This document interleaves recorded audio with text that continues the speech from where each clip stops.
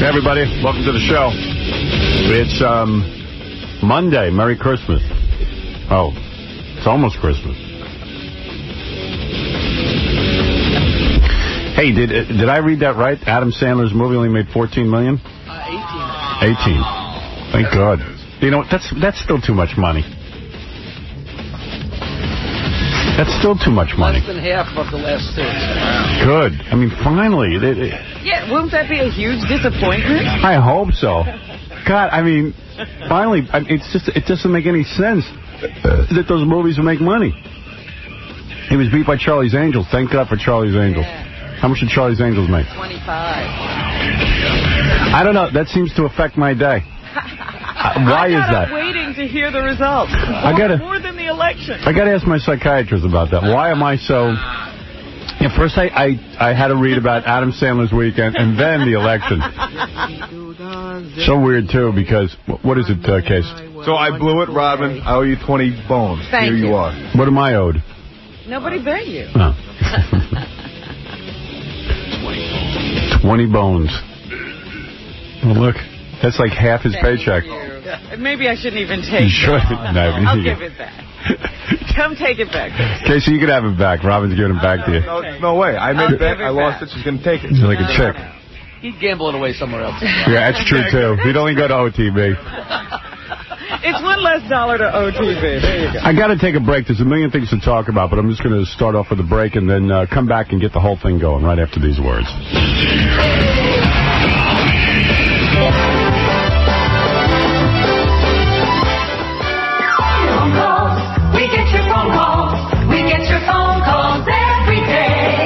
I want you to ask Howard what he thinks about all these television programs trying to nigger up their programs by, like, say the Drew Carey show is getting that spook from Hanging with Mr. Cooper on the show, and also Will and Grace is getting that nigger Gregory Hines on the show just because the NAACP and Jesse Jackson say they got to put more spooks on television. Ask him what he thinks about that. I mean, we already got enough Jews, but I mean, spooks too? Come on. That isn't America. Spooks don't have jobs. See ya. You're listening to The Howard Stern Show. We're back. With The Howard Stern Show. Who do you like better, George W. Bush or Al Gore? Einstein. Einstein. Yes, sir. Einstein. Einstein. You talk about a white man and a nigger, but he knows the difference between a white man and a nigger and a white man and a nigger and nigger. They talk about television, sir.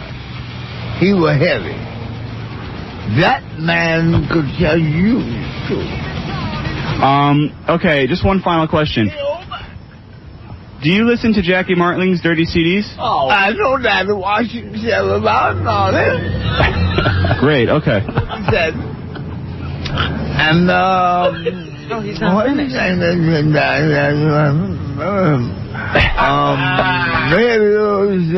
His baby, we call, they could do all things. They color guy. I don't know. He has was a big She could sing so. Okay, thank you very much.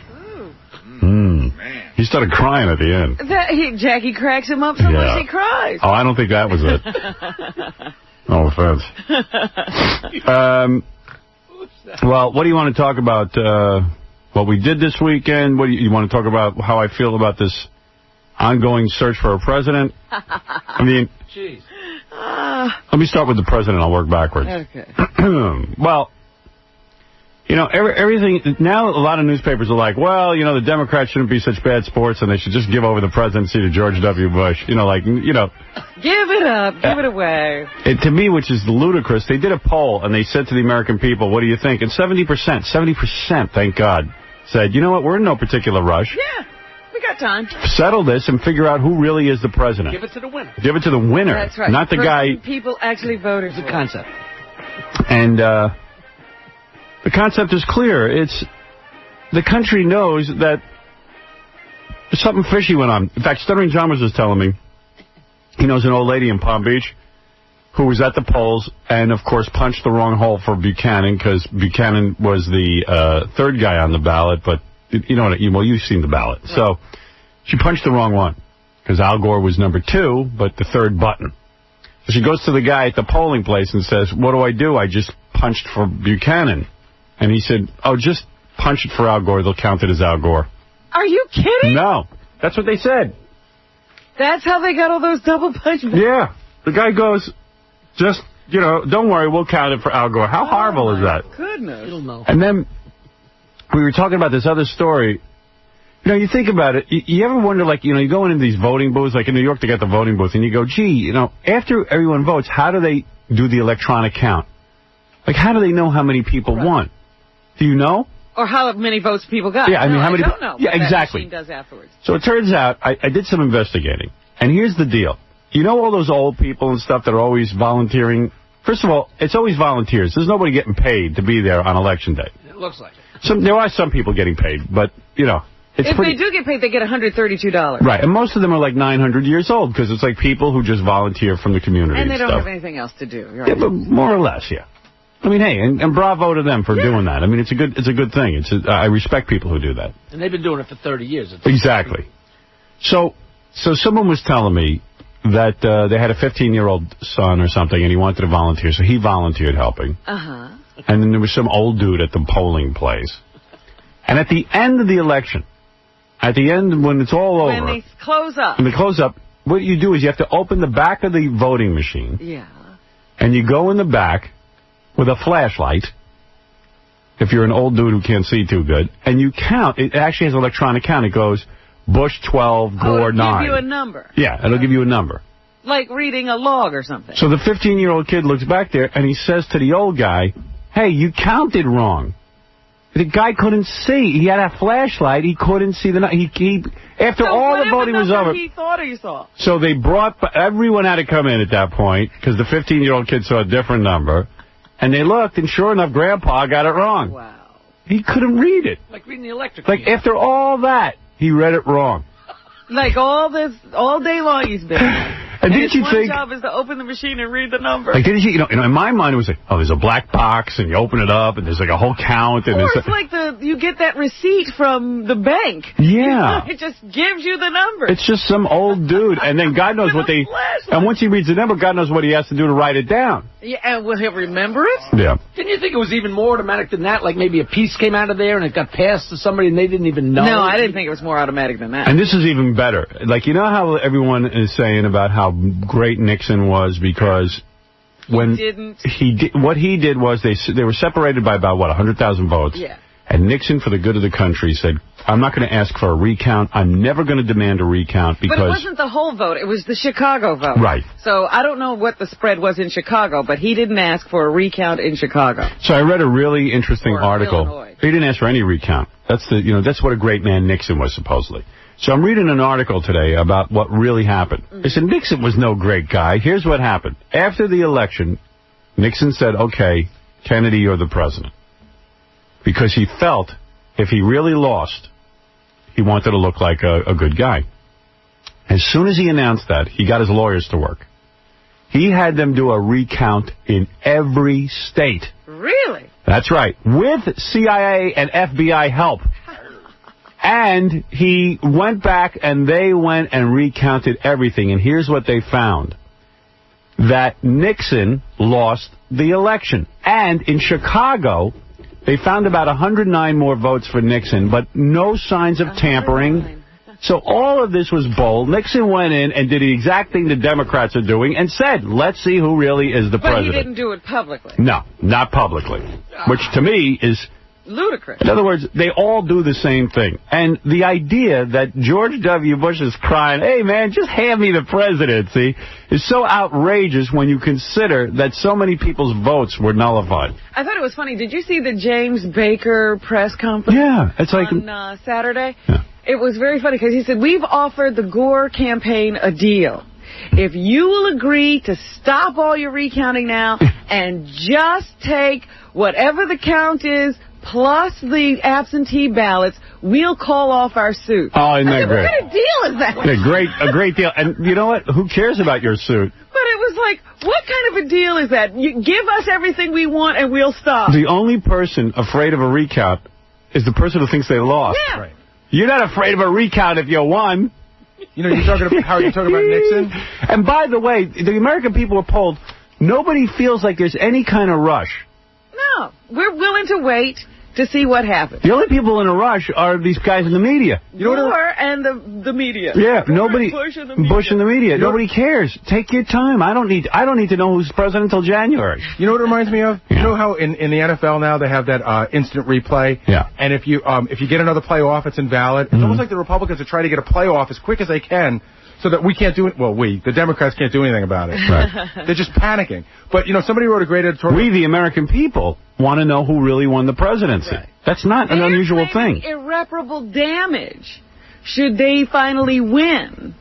And all these recounts have happened. I'm like, who are you? Are you crazy? And by the way, when they polled these people, the same people who 70% of people said they're in no particular rush, they also said, and whoever they decide is really the president, will follow. Right. There's not going to be any. It's not going to be any. Uproar. You're forgetting a week.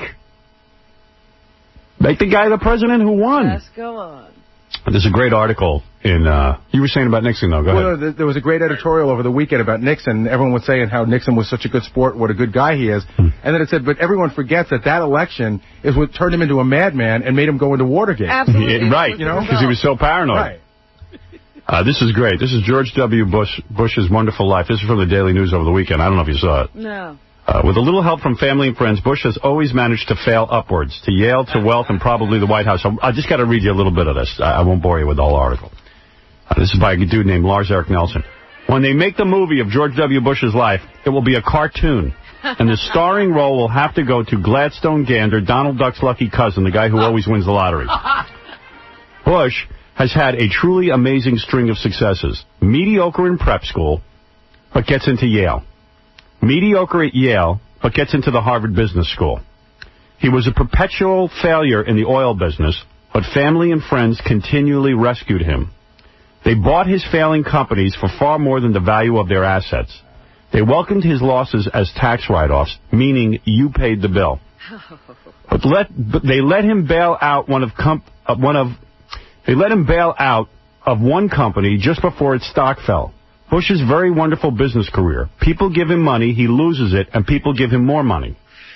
He was given a piece of the Texas Rangers for virtually nothing, and then got a new tax-financed stadium to house the team, also for virtually nothing. The team made him a millionaire. Even in politics, Bush has been blessed. This year, friends gave him $50 million, and he lost the New Hampshire primary to John McCain. Never mind.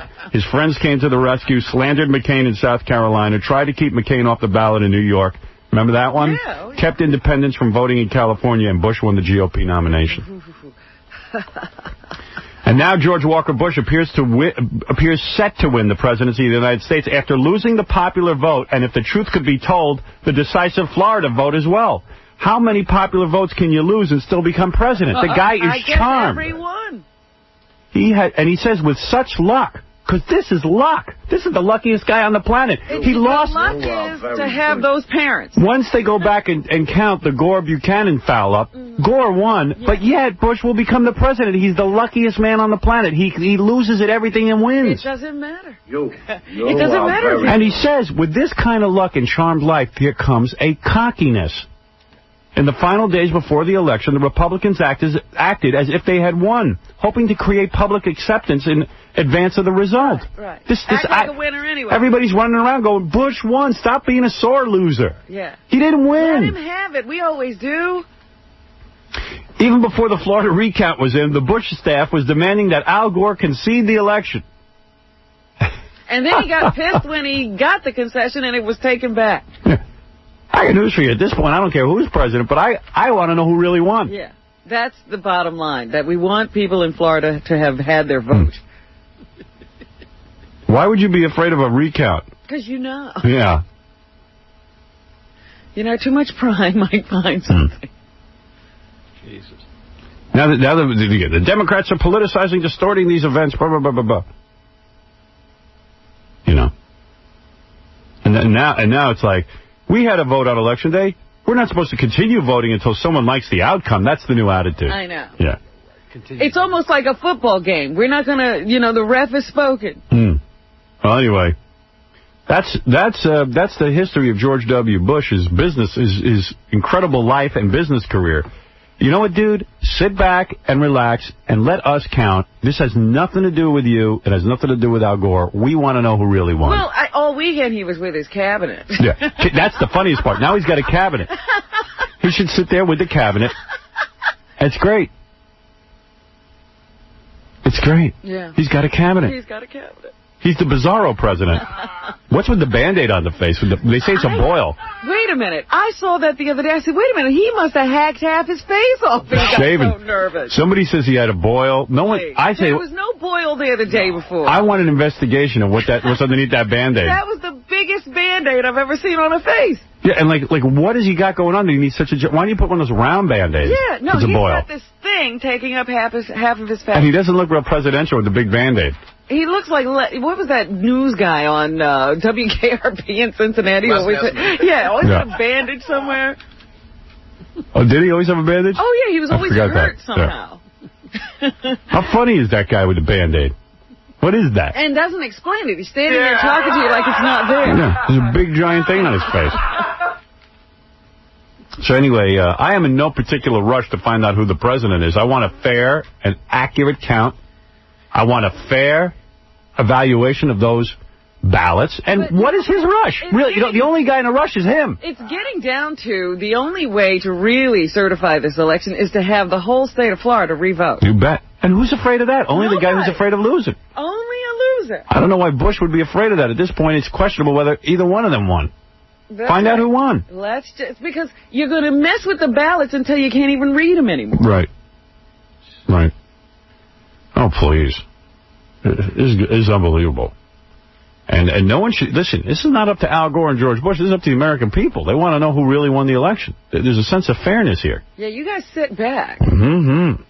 And stop meeting with your cabinet. You got no cabinet until we tell you got one. Now they say, talk about getting money, from your friends. They got to find money to finance these legal challenges. Yep. So, George W. just calls his friends and they say, okay, we'll get busy. We'll get you some dough. Some fun. Whatever you need, buddy. We got you bailed out of the oil companies, didn't we? Yeah. We want you to be president. You're going to owe us, boy. We'll own the presidency. He owes a bunch of folks for bailing him out. Oh, yeah. All his life. I mean, you got a lifelong list there. He was floated his whole life. He was a drunk. I know. You can't blame him for expecting the president. He's gotten everything else. That's right. Why not? That's what they're saying. That's why he's crying now, because everybody else is giving him stuff. Nobody's ever taken anything back before. Big baby. Where's my cookie? Yeah. Anyway, so that drags on. As you know, our own Baba Booey had a car accident Friday. And Baba Booey. He's okay. Booey. It seems he was... Baba Boo, you want to come in and tell everyone how you're doing? Yeah.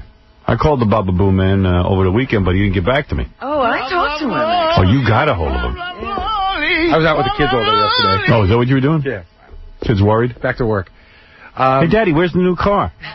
Oh. Yeah, they did mention that. Yeah. But the booster is okay. But thank you for your calls. Your friend Robin and Howard. And we were worried about Screw you, Jackie. Thanks for that. Jackie didn't even call. Jackie didn't call. Of course not. He's busy. He's got gigs. Well, I think if you were dead, I'd show up. Yeah, right. At the funeral, he'd do the eulogy. Oh, God forbid, though, if he was in a car accident, you didn't call him. Everybody better show up at the bedside. Oh, yeah. At the bedside, yeah. But, Jackie, don't make a call to Gary, see how he's doing? I thought everybody said he was absolutely fine. All right. You take the word of who? You, yes. He hadn't even seen a doctor when we talked to him. Right. I went to the doctor. So concerned, Jackie. I went to the doctor. Doctor ran me through lifting my arms and probing me and everything. And I must have had like a slight... What do you mean probing you? Just Nothing anal. No. Touching your shoulders. There's a pain here. There's a pain in your chest. Had a little bit of pain on my left-hand side, probably from the seatbelt. Mm-hmm. And then, he started asking me questions like, do you know what today's date is? Do you know what month it is? Do you know what year it is? And then he said, do you know who the president is? I go, who the hell knows? Right answer. He must have laughed at that. We cracked up. Right. You know who the president is. Nobody knows who the president is. You know what? They are so so confused by this whole thing. I heard somebody refer to President Clinton as the acting president. Right. The acting president. Isn't that great? No, Clinton can. I heard Clinton could theoretically declare a national emergency if there's no president by the time he's supposed to be out. Yeah. And he can just remain acting president. I love that. I'm all for that. I think the whole country's for that at this point. He's still the president. Right. He's the acting president. So anyway, the end result is my car is probably history, but I'll find out today. Really? Wow. Yeah, it was a brand new car. Really. What was it again? It was a Honda. Wow. 10 days old. Why didn't your airbag go off? I don't know, and I'm going to find out. Describe the accident. You were driving in the left-hand lane. 95, which is a highway. Right. So doing probably about 55 miles an hour or so. And there was a guy in a left-hand lane, and he was completely stopped in the lane, and his lights weren't on. He must have had some accident or something. And by the time I saw him, it was pouring rain. Was he in the car? He was in the car. Yeah. It was pouring rain out that day. So by the time I saw him, I just jammed on my brakes. And I knew I could feel myself just skidding into him. You knew you didn't have enough time. Yeah. You couldn't switch into the middle lane? No, it was too late. I was just, you know. You could not see the car. The visibility was low. I just, you know what? It's so goofy. I held onto the wheel. You close your eyes and just wait for it to happen, and then you hit. And then you stop, and then you like wiggle your fingers, and you go, "Hey, this won't work." If you're alive. But you know what? I did something really stupid. Yeah. You panic when you get into that. You know that I'm really claustrophobic, right? Right. I don't know, but I'm really. Yes, I do know that because we couldn't put you in a trunk. Yeah. Yeah, I get freaked out. So when I hit, the same thing happened to my car. There's nothing. There's no power, no lights, no nothing. So I go to open up the car door, and it won't open. And I go to turn the key, and nothing's happening. Now I want to get out of the car. Now I'm panicking, and I start to smell some sort of weird fluid. And I'm getting totally panicked. I know in the Honda, like, you can take out the back seat and go out through the trunk and everything, and I'm starting to plan that whole thing. Yeah. Then I call 911, and I tell them, hey, I was in an accident, and they said, is anybody hurt? And the guy in front of me looked like he might have been hurt. And I'm in this car, and I'm, like, hyperventilating. And then, when was the last time you actually lifted a button on a car door to get out? Because everything's electric, you know what I mean? Right. So I said, let me lift this button by hand and see what happens. And, of course, I got out. Oh, that's funny. Because you never do that. Yeah, right. Oh, I would have loved I'm flicking the thing up and down and nothing's happening. Yeah, that's right. If he'd had to take out the back seat yeah, right. crawl through the trunk. Meanwhile, just lift the button. Convertible. Oh, that's funny. Now, why didn't your airbag open? I don't know. I do not know, and I'm going to make some calls today and find out. Right. That's weird. But you must have hit that guy pretty hard. Listen, I hit the guy dead on. When he was stopped, I hit him dead on center, probably somewhere between 20 and 40 miles an hour. So why didn't he put any kind of flashing lights on? He was still in his car. He was a little dazed from whatever happened to him before. It had just happened to him? Yeah, and I don't even know that he had any power. Right. You know, because, like, I had nothing. My car had nothing on it. You can turn on a light or anything. And then did other cars plow into you? No, that was, you know, after he hit me, the next thing I started thinking of was looking behind me. And, you know, this is a great world we live in. There was a guy right behind me. He stopped. Right? I'm thinking to myself, like, I'm still dazed and everything. He looked at me, he put his car in reverse, backed up 2 feet, and took off. Right. Yeah, you don't want to be involved. He didn't want to be there when they started that would be me. down the highway. That would so be me. I told you, I was jogging once in Florida, and literally right to the right of me, a major accident. People were hanging out of the car. And I went, I just kept jogging. I just said, what am I supposed to do? And then what I did was, although I did a good thing, I jogged to my in-laws' apartment and called. 3 hours away. No, I was right down the block, and I called an ambulance. But then I saw there was an ambulance already coming in. Right, of course, somebody had made a call. I was like, what am I gonna, why am I gonna get involved here?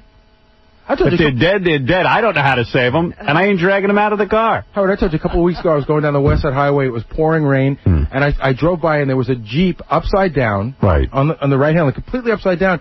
And when I drove by, I saw a guy at the wheel. So I pulled over, and then by the time I got there, like a whole bunch of other people pulled over. But how can you drive by a guy upside down in a car? Howard could. I could. With no, I'd feel bad about it, but I'd do it.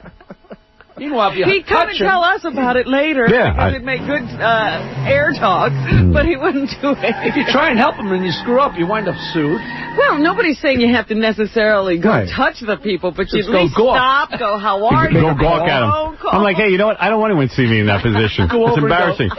Freddie claims he was the paramedic at your accident. Yes, hello, Howard. I didn't have a paramedic. I was a paramedic. I showed up at the scene of the Delabate accident.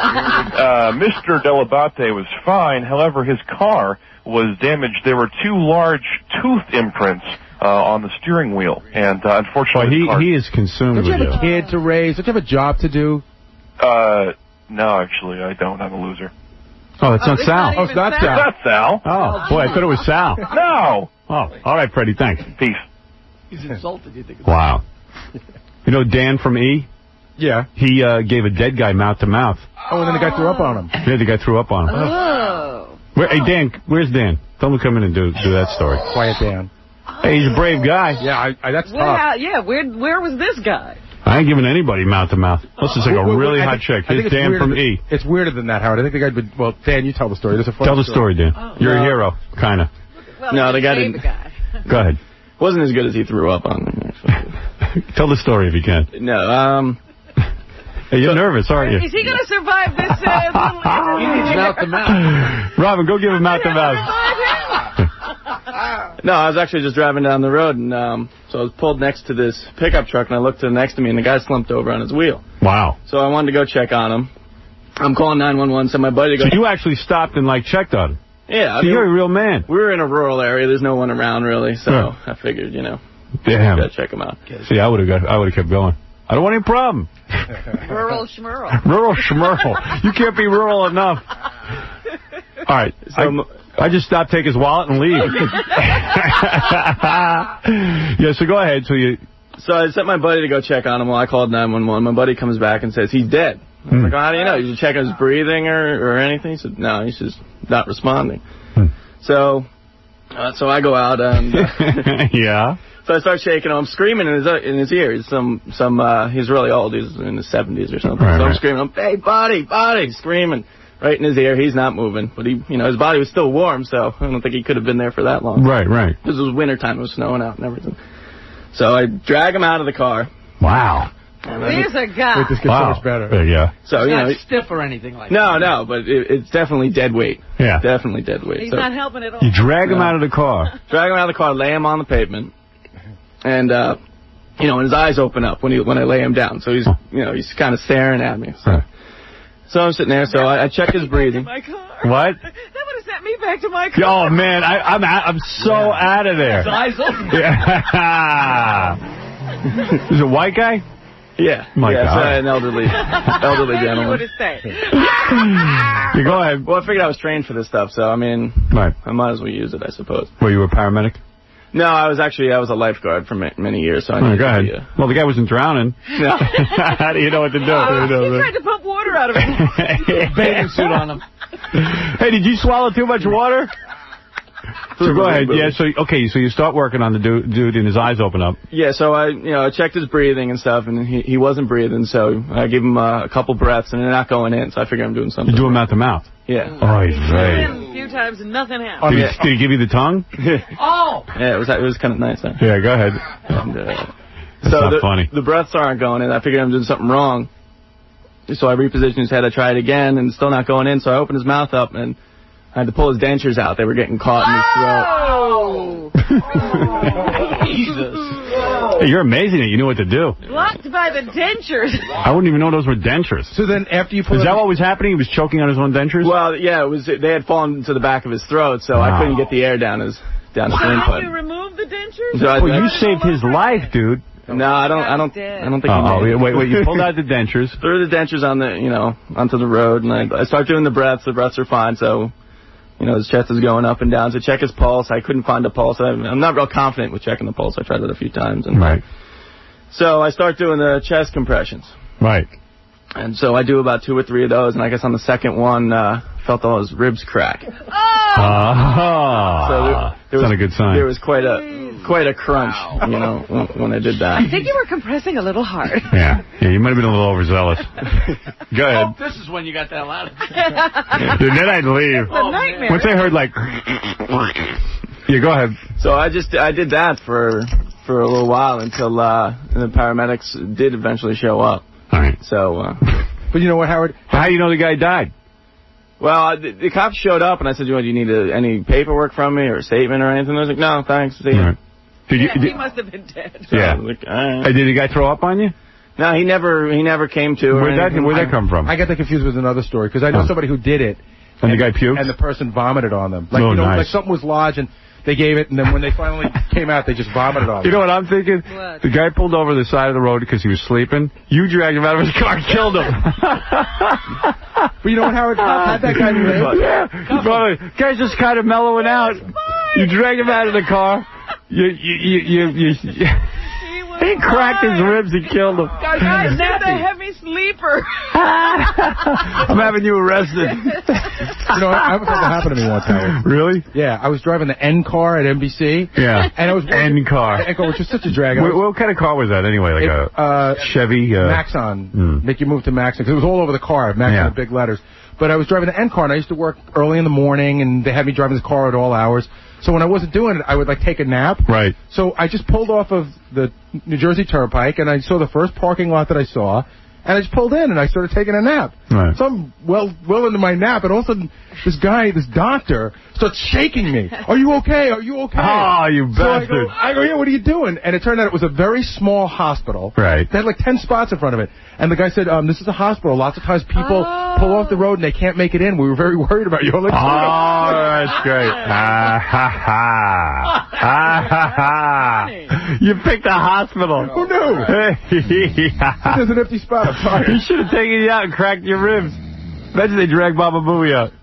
But you know what's funny? If that guy would have lived, he probably would have sued Dan for his dentures and his ribs. Yeah, right. Oh, my God. What problems he would have had. You know what? Dan's a hero, man. He's a man. He's also very strong. Good for him. He is strong. Very powerful man. I saw you looking him over. Said, "Ooh, you cracked his ribs." Oh. He's a killer. Because you know what? When I got out of the car to help that guy that was turned over in the Jeep. You know, the doctor with Gary probably said, oh, my God, your lips were all swollen. I thought you'd been stung by bees. When I got out of the car to help the guy with the Jeep, you know, like when I walked up there, I was grateful that everyone else was there because really, what the hell am I going to do? I'm trained in nothing. Right. You know what I mean? Yeah, what do you do? I don't know. I know I don't know what to do, so I stay away. Yeah, but you might call somebody else who could do. Well, that's what I did. I did call. Howard, you know when somebody goes to check to see if somebody's dead, you know, they always take 2 fingers? I don't even know how to do that. Right. You put it on the person's neck and you'll feel something. Yeah, I don't feel anything on living people. Yeah. If you don't know where a pulse is, right. and if somebody's having trouble, it's very hard to find. I declare the guy dead, he'd probably be fine. You know, that's probably Dan's situation. The guy had a pulse.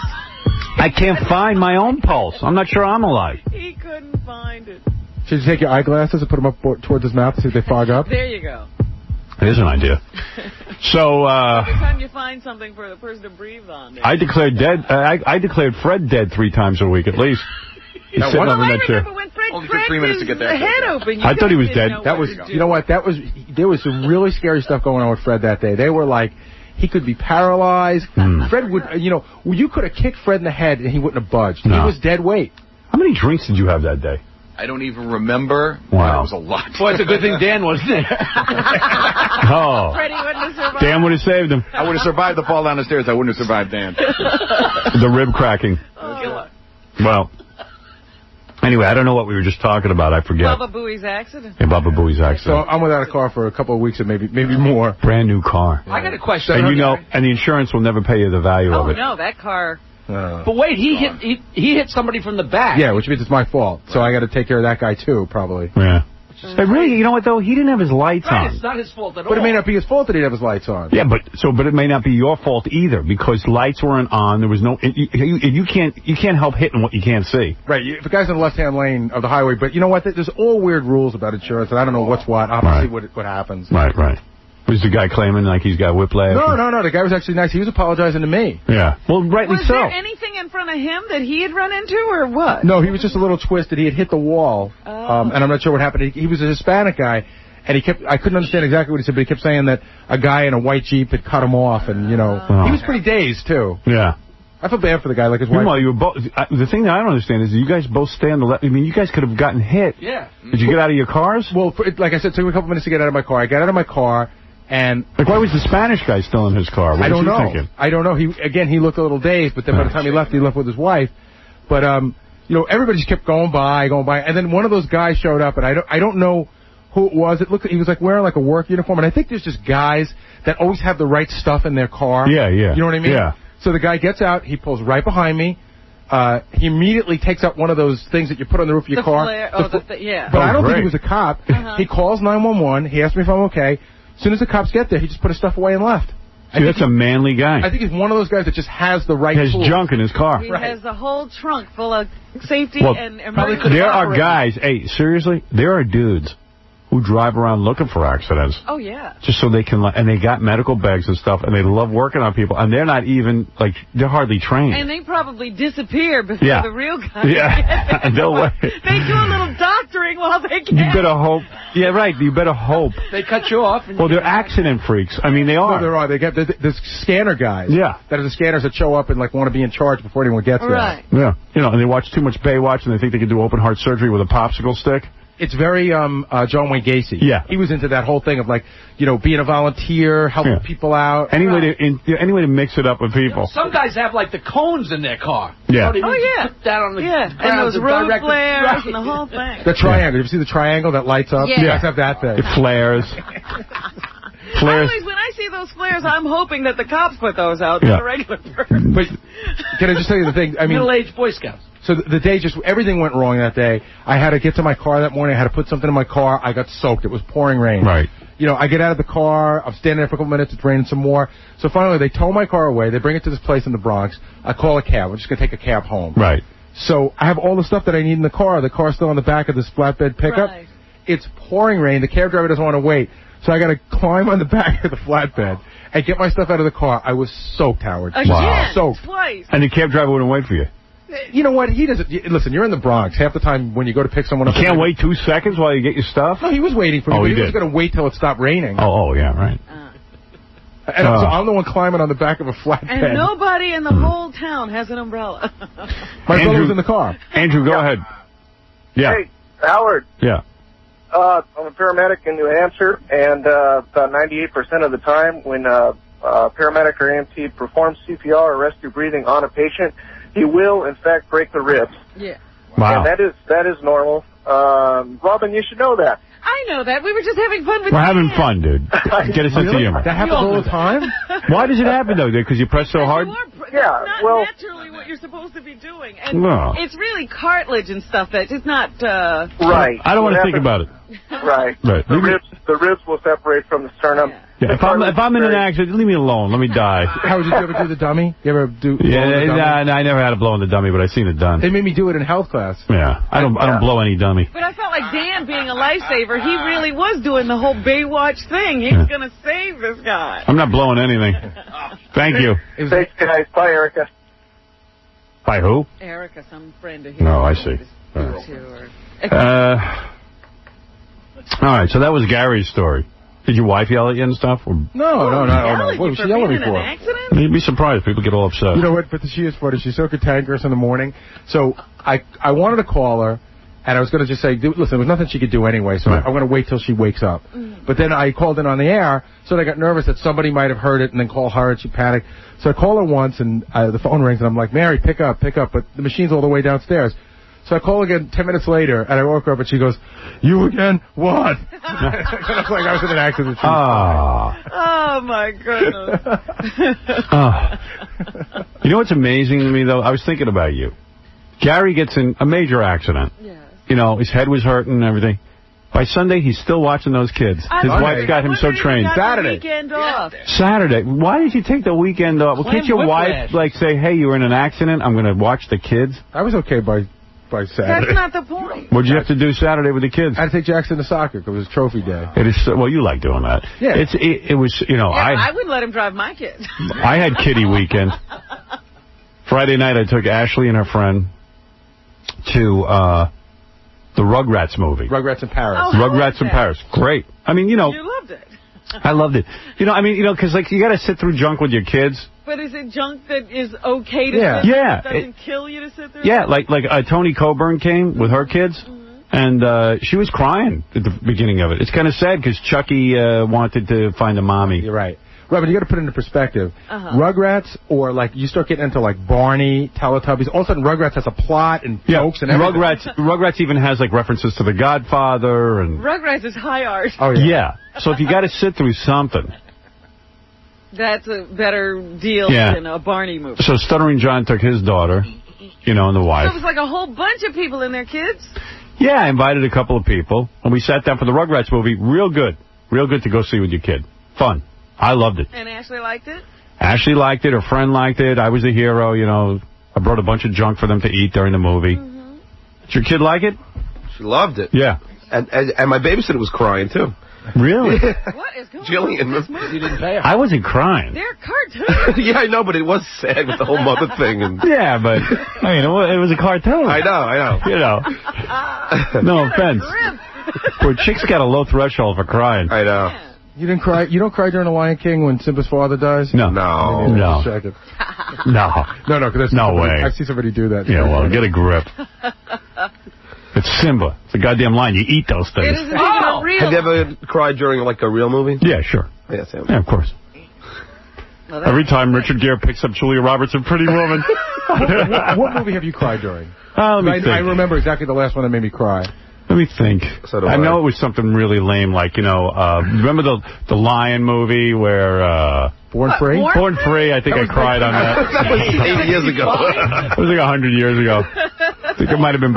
whatever movie you say always sounds gay. You know what movie made me cry? What? And it was weird, too, because I was sitting next to Radzinski, and I wasn't sure if she could tell, but luckily she didn't see me. We went to see this documentary called One Day in September about the Israelis that get killed during the 72 Olympics.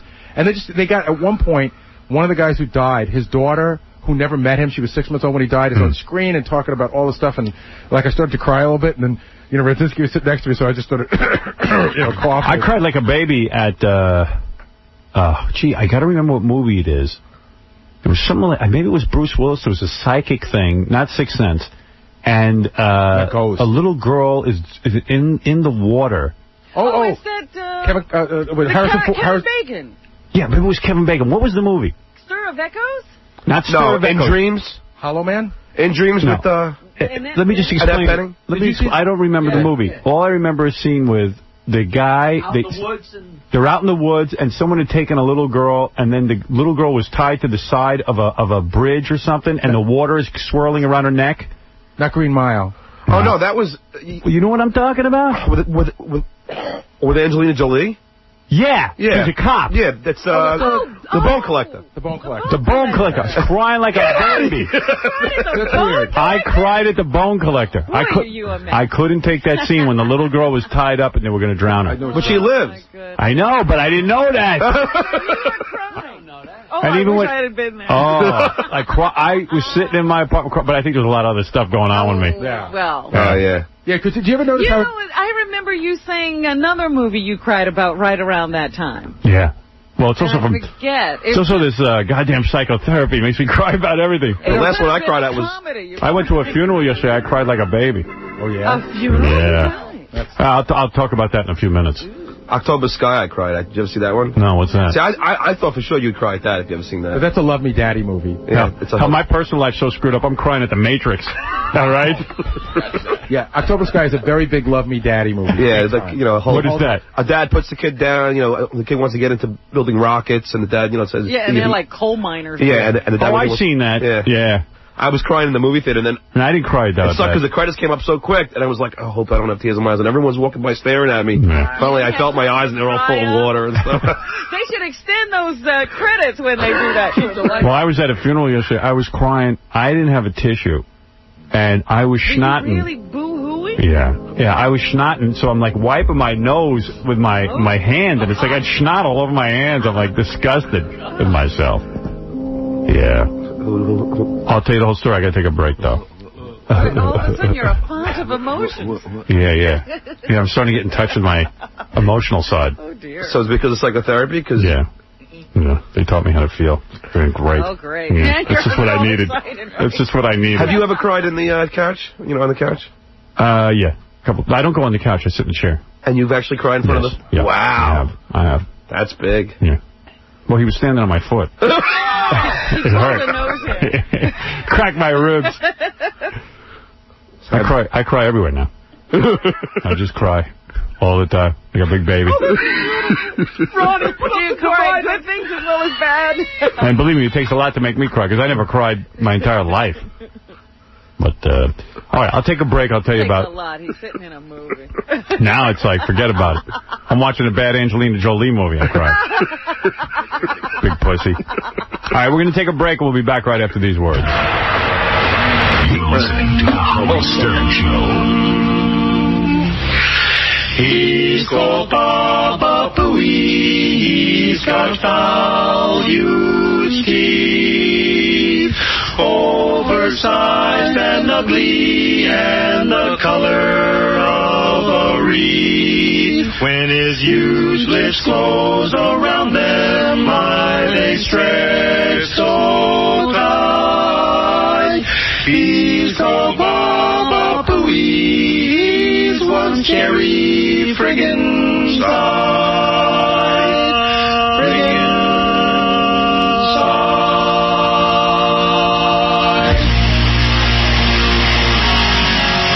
A never-ending battle for truth, justice, and the American way.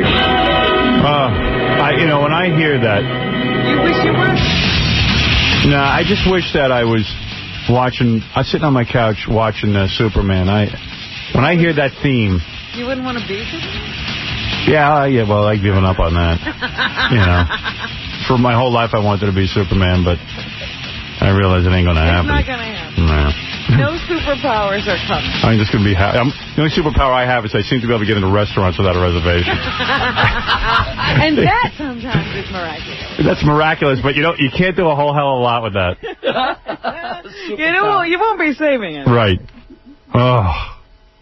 But I hear that, man. Do they have all the Superman episodes on DVD yet? I don't. I've never seen that. Put them out because I'd like to have a little party. I have the whole... Wouldn't you like to sit and just, would you come over and watch them? Oh, absolutely. You would? If they have a marathon of Superman right now, I'm there for the whole weekend. Yeah. Because I'm thinking if I get the DVD, I'll bring down the big screen and we'll watch them. They got to be out. Yeah. Everything else is. I just have never seen them. I just sat and watched Matrix last night. God, that's such a great movie. Yeah, I must have seen that movie about 20 times now. God. There are two movies I can watch over and over again, The Matrix and The Sixth Sense. I haven't gone back. I don't think I'd like The Sixth Sense again. It's wonderful. Really? Wonderful. Matrix, man, that movie rocks. Are they making a Matrix 2? They are. They're making 2 of them. But so describe the sequel, because at the end of the Matrix, I think at this point anyone who's going to see it has seen it. At the end of the Matrix, the world is returned. Yes. Well, no, it's not returned. It's just starting. He's just at the beginning of, I'm going to show these people what's really going on. Right, but they've removed the Matrix, so now the world is as it was. No, they haven't removed the Matrix. Sure. No. Because those people can't live in the pods. Are they going to live in the pods? They are in the pods, right? But they think Are they living gonna free him? life. No, he's just showing. You have to choose to be out of the Matrix. Oh, so then he's got to. Oh, I thought at the end of the movie that the Matrix was destroyed and all those pods are going to be opened up and people are going to be living. No.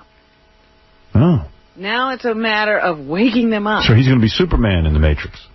Absolutely. Oh. And he's got, the pod creatures are going to try to keep him from waking everybody up. Oh. It's going to be like a whole war. It's not over yet. No. It's just beginning. Then what was the point of defeating the machine? He only defeated, like, those guys who were... Oh. And that showed him who he was. He didn't believe who he was. Oh, okay. He's the one. He's the one. You better write the sequel. You seem to understand what's going on. Oh, good. So they'll still be in that whacked-out world. Oh, absolutely. And he'll still have those guys to fight. Good. Because I love that. Oh, that was some good stuff. Oh. When is that coming out? Can you tell me? It's been a long time since that movie. Where is the sequel? Can't they get, everyone working on that? I know they're working on it now. You should put out one a week. Working on it sooner. Hey, I know this is a crazy question, but do you work for UPS? What? Because I'll tell you why I ask you that. I thought I saw you checking out my package. Oh, you. Are you a nutcase? Oh, man. I thought I saw you checking out my package. That's good. Hey, I read a fact. I read that you have 206 bones in your body. Well, that could be. I'm wondering if you want another one. Oh, my goodness. Come on, honey. Where are you getting these? Hey, I'm just trying to pick you up. I wish you... These, the book of the worst lines in history? I wish you were a door so I could bang you all day long. Well, that's getting right down to it. No, you've got beautiful legs. I've told you have nice legs. Hey, what time do they open? Oh! Seriously. You're sick. No, but in all seriousness. These are beneath you, Howard. Let me buy you a drink. Or better yet, do you just want the money? Either one, I don't care. Let me tell you something. I may not be the best looking guy in here, but I'm the only one talking to you. So. Some lame crap. Where did he come from? Hey, I'm trying to hit on you. Hey, I'm a bird watcher, and I'm looking for a big-breasted bed thrasher. Oh. Do you know where I can find one? Could you imagine somebody actually hitting you with one of these? I'll tell you, though, I'm fighting the urge. I'm really fighting the urge. What urge? I'm fighting the urge to make you the happiest woman on earth tonight. Oh. Yeah, right. Why would you fight that urge? Right. I'll tell you. Boy, I'd like to see how you look when I'm naked.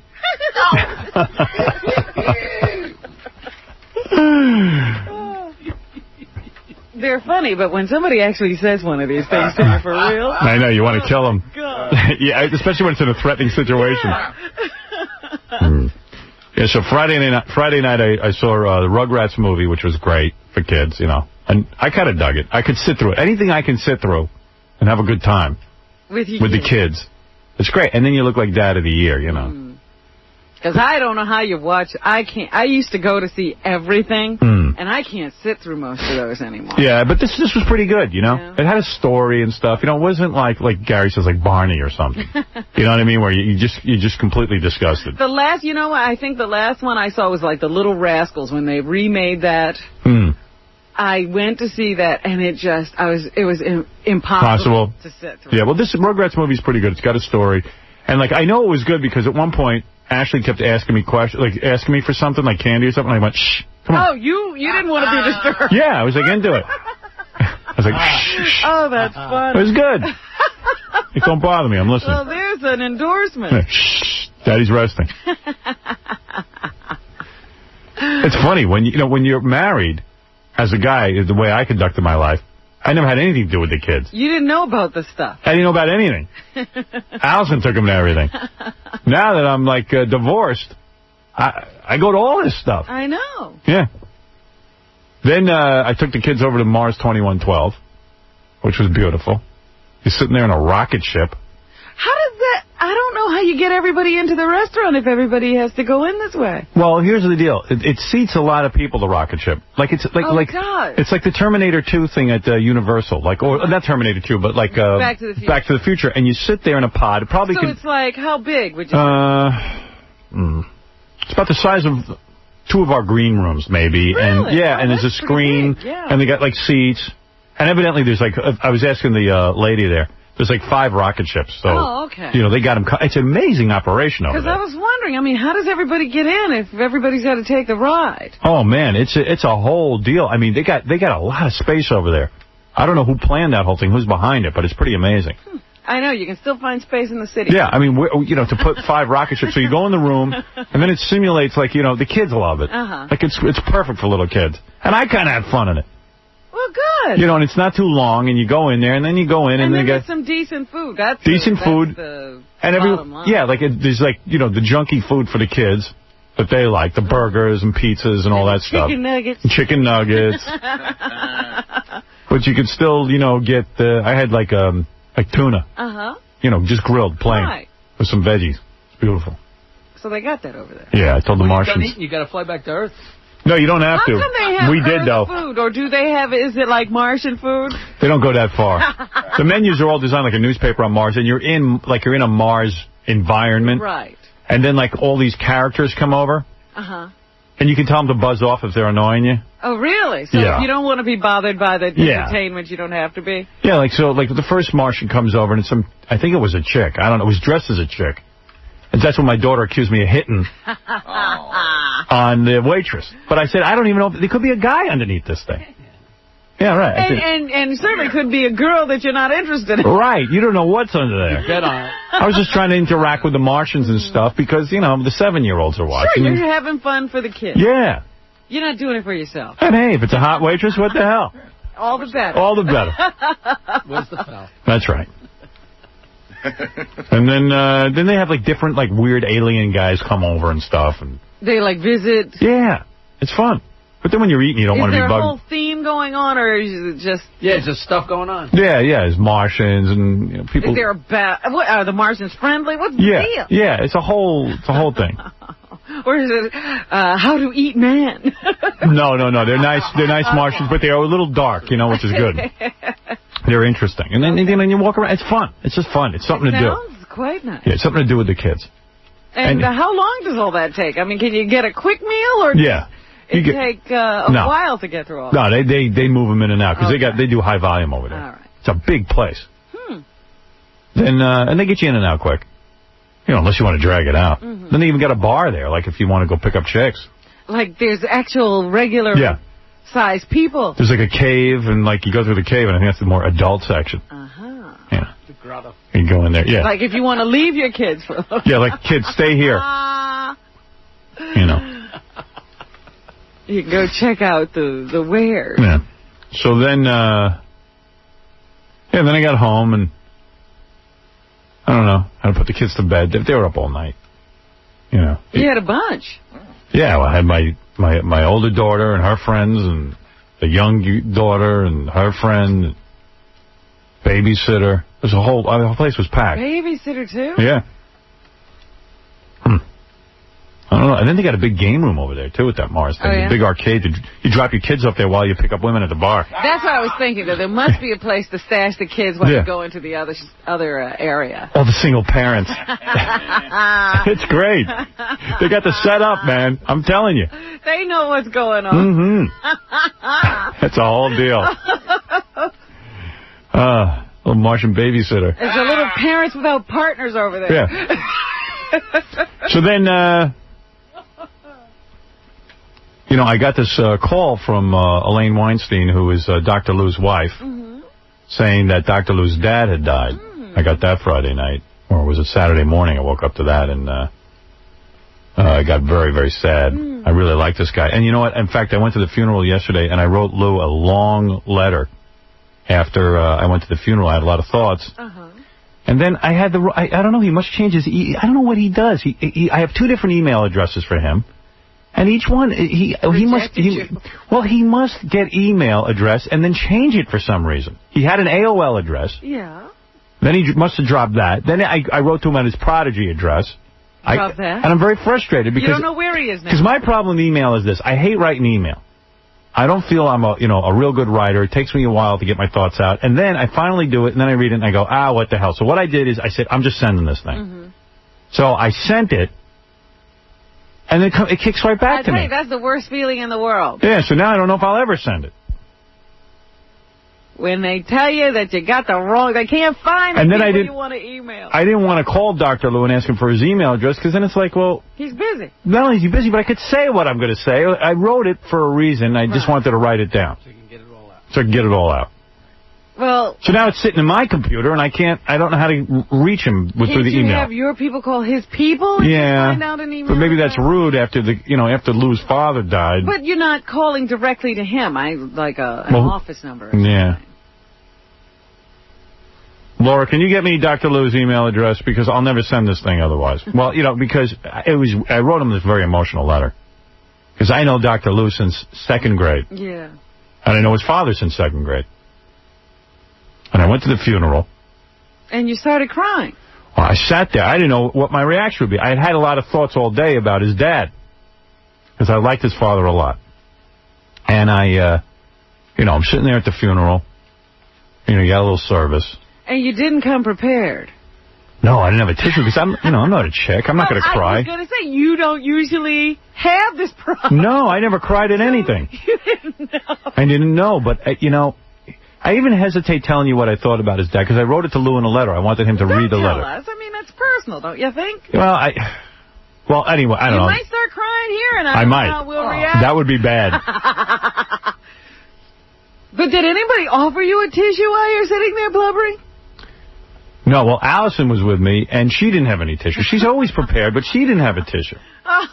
And evidently, I didn't notice, because I don't cry at many things.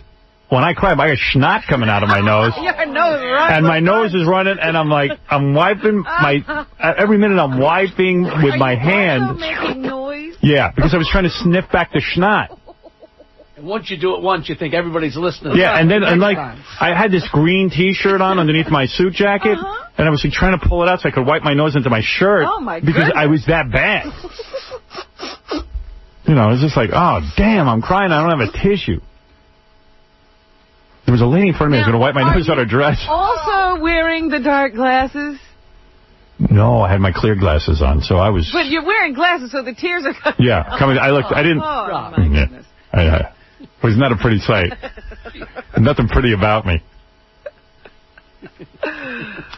So I go to the funeral, and I'm sitting there, and, you know, the rabbi's doing his thing, talking about Dr. Lou's dad, who was a great, great guy. He was a war hero. You know, he grew up in the Bronx, and he's given the history of Dr. Lou's dad, which I knew. He grew up in the Bronx like so many guys of his generation, poor, you know, and moved around different places and all this kind of stuff.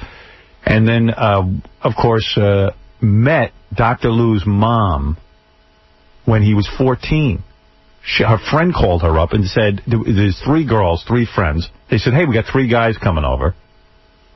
And Dr. Lou's mom goes over to meet guys, and they matched them up by height. Is that right? And since they're 14, they knew each other and fell in love. Imagine that, 14. And, you know, they had this whole romance, but the war comes. Dr. Lou's... They got separated? Yeah, well, you know, he went off to war. Well, that's what I'm saying. He had to go off to war. He was on 3 different continents. The guy came back a major. You know, he was like a whole big deal, you know. How did he get to be a major? I don't know. He became he was like in for a long time. I think he was like a lieutenant, and then, I don't know the whole history, but eventually retired as a major, like 20 years later. Wow. So he did the whole He came back and also became a teacher, and then became vice principal, and then became principal. You know, he ran a whole school and everything. Mm-hmm. Great guy, right? But, you know, so the rabbi does this thing, and that didn't really affect me that much. You know, I know the rabbi's trying to get tears out of you. Right, but, they're working you. Yeah, really, it didn't affect me. He did a nice speech. The guy did a good job. It was very, very classy. But it didn't but then Lou got up to say a few words. Did it.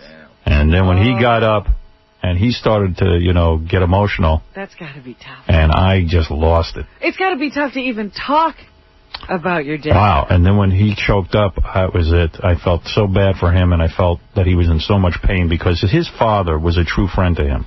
Now, you see, Lou lost a real friend. Yeah. His father was a nice guy, and I wrote Lou a letter about how I felt about his father because, you know, I thought he was a very unusual man. You know what and I went home and wrote the letter and sat at my computer and cried when I wrote the letter. I'm sitting here thinking, no, they didn't ask any of us to speak at my father's. No. You know what? I thought as a goof, just to lighten the mood, I'd get up and go, hey, I just want to say, you know, Lou's dad molested me when I was 5. You know, just to make a joke. But I said, no, I don't think anybody's going to want that. At this time. No. But the guy was a great guy. It's tough in a bad situation like that. So I wrote Lou this letter about what I thought about his dad, because I don't think I've ever said to him. All the years I know Lou, and Lou was my college roommate. I mean, we know each other real well. Yeah, I mean, who sits around talking about how you feel about people's parents? Yeah, but I have actually brought up his father from time to time to other people, but I've never sat and told Lou how I felt about his father and why. And I went home and wrote it to him, and then I had emailers interrupt us because I can't get the guy's email address to send it to him. Why does he keep changing his email address? He's avoiding it. I don't know. I want to send him the note. That's all. He keeps changing his I don't know. Who is he, the president? Yeah, that he has to keep changing his address. I got the same address now for 25 years. Since email was invented, I got the same address. I always wondered, you know, it used to be that when people kept changing their phone numbers all the time, you'd think something weird was going on. Yeah. Now when they keep changing their email address, you have to wonder. Oh, man, it's so annoying.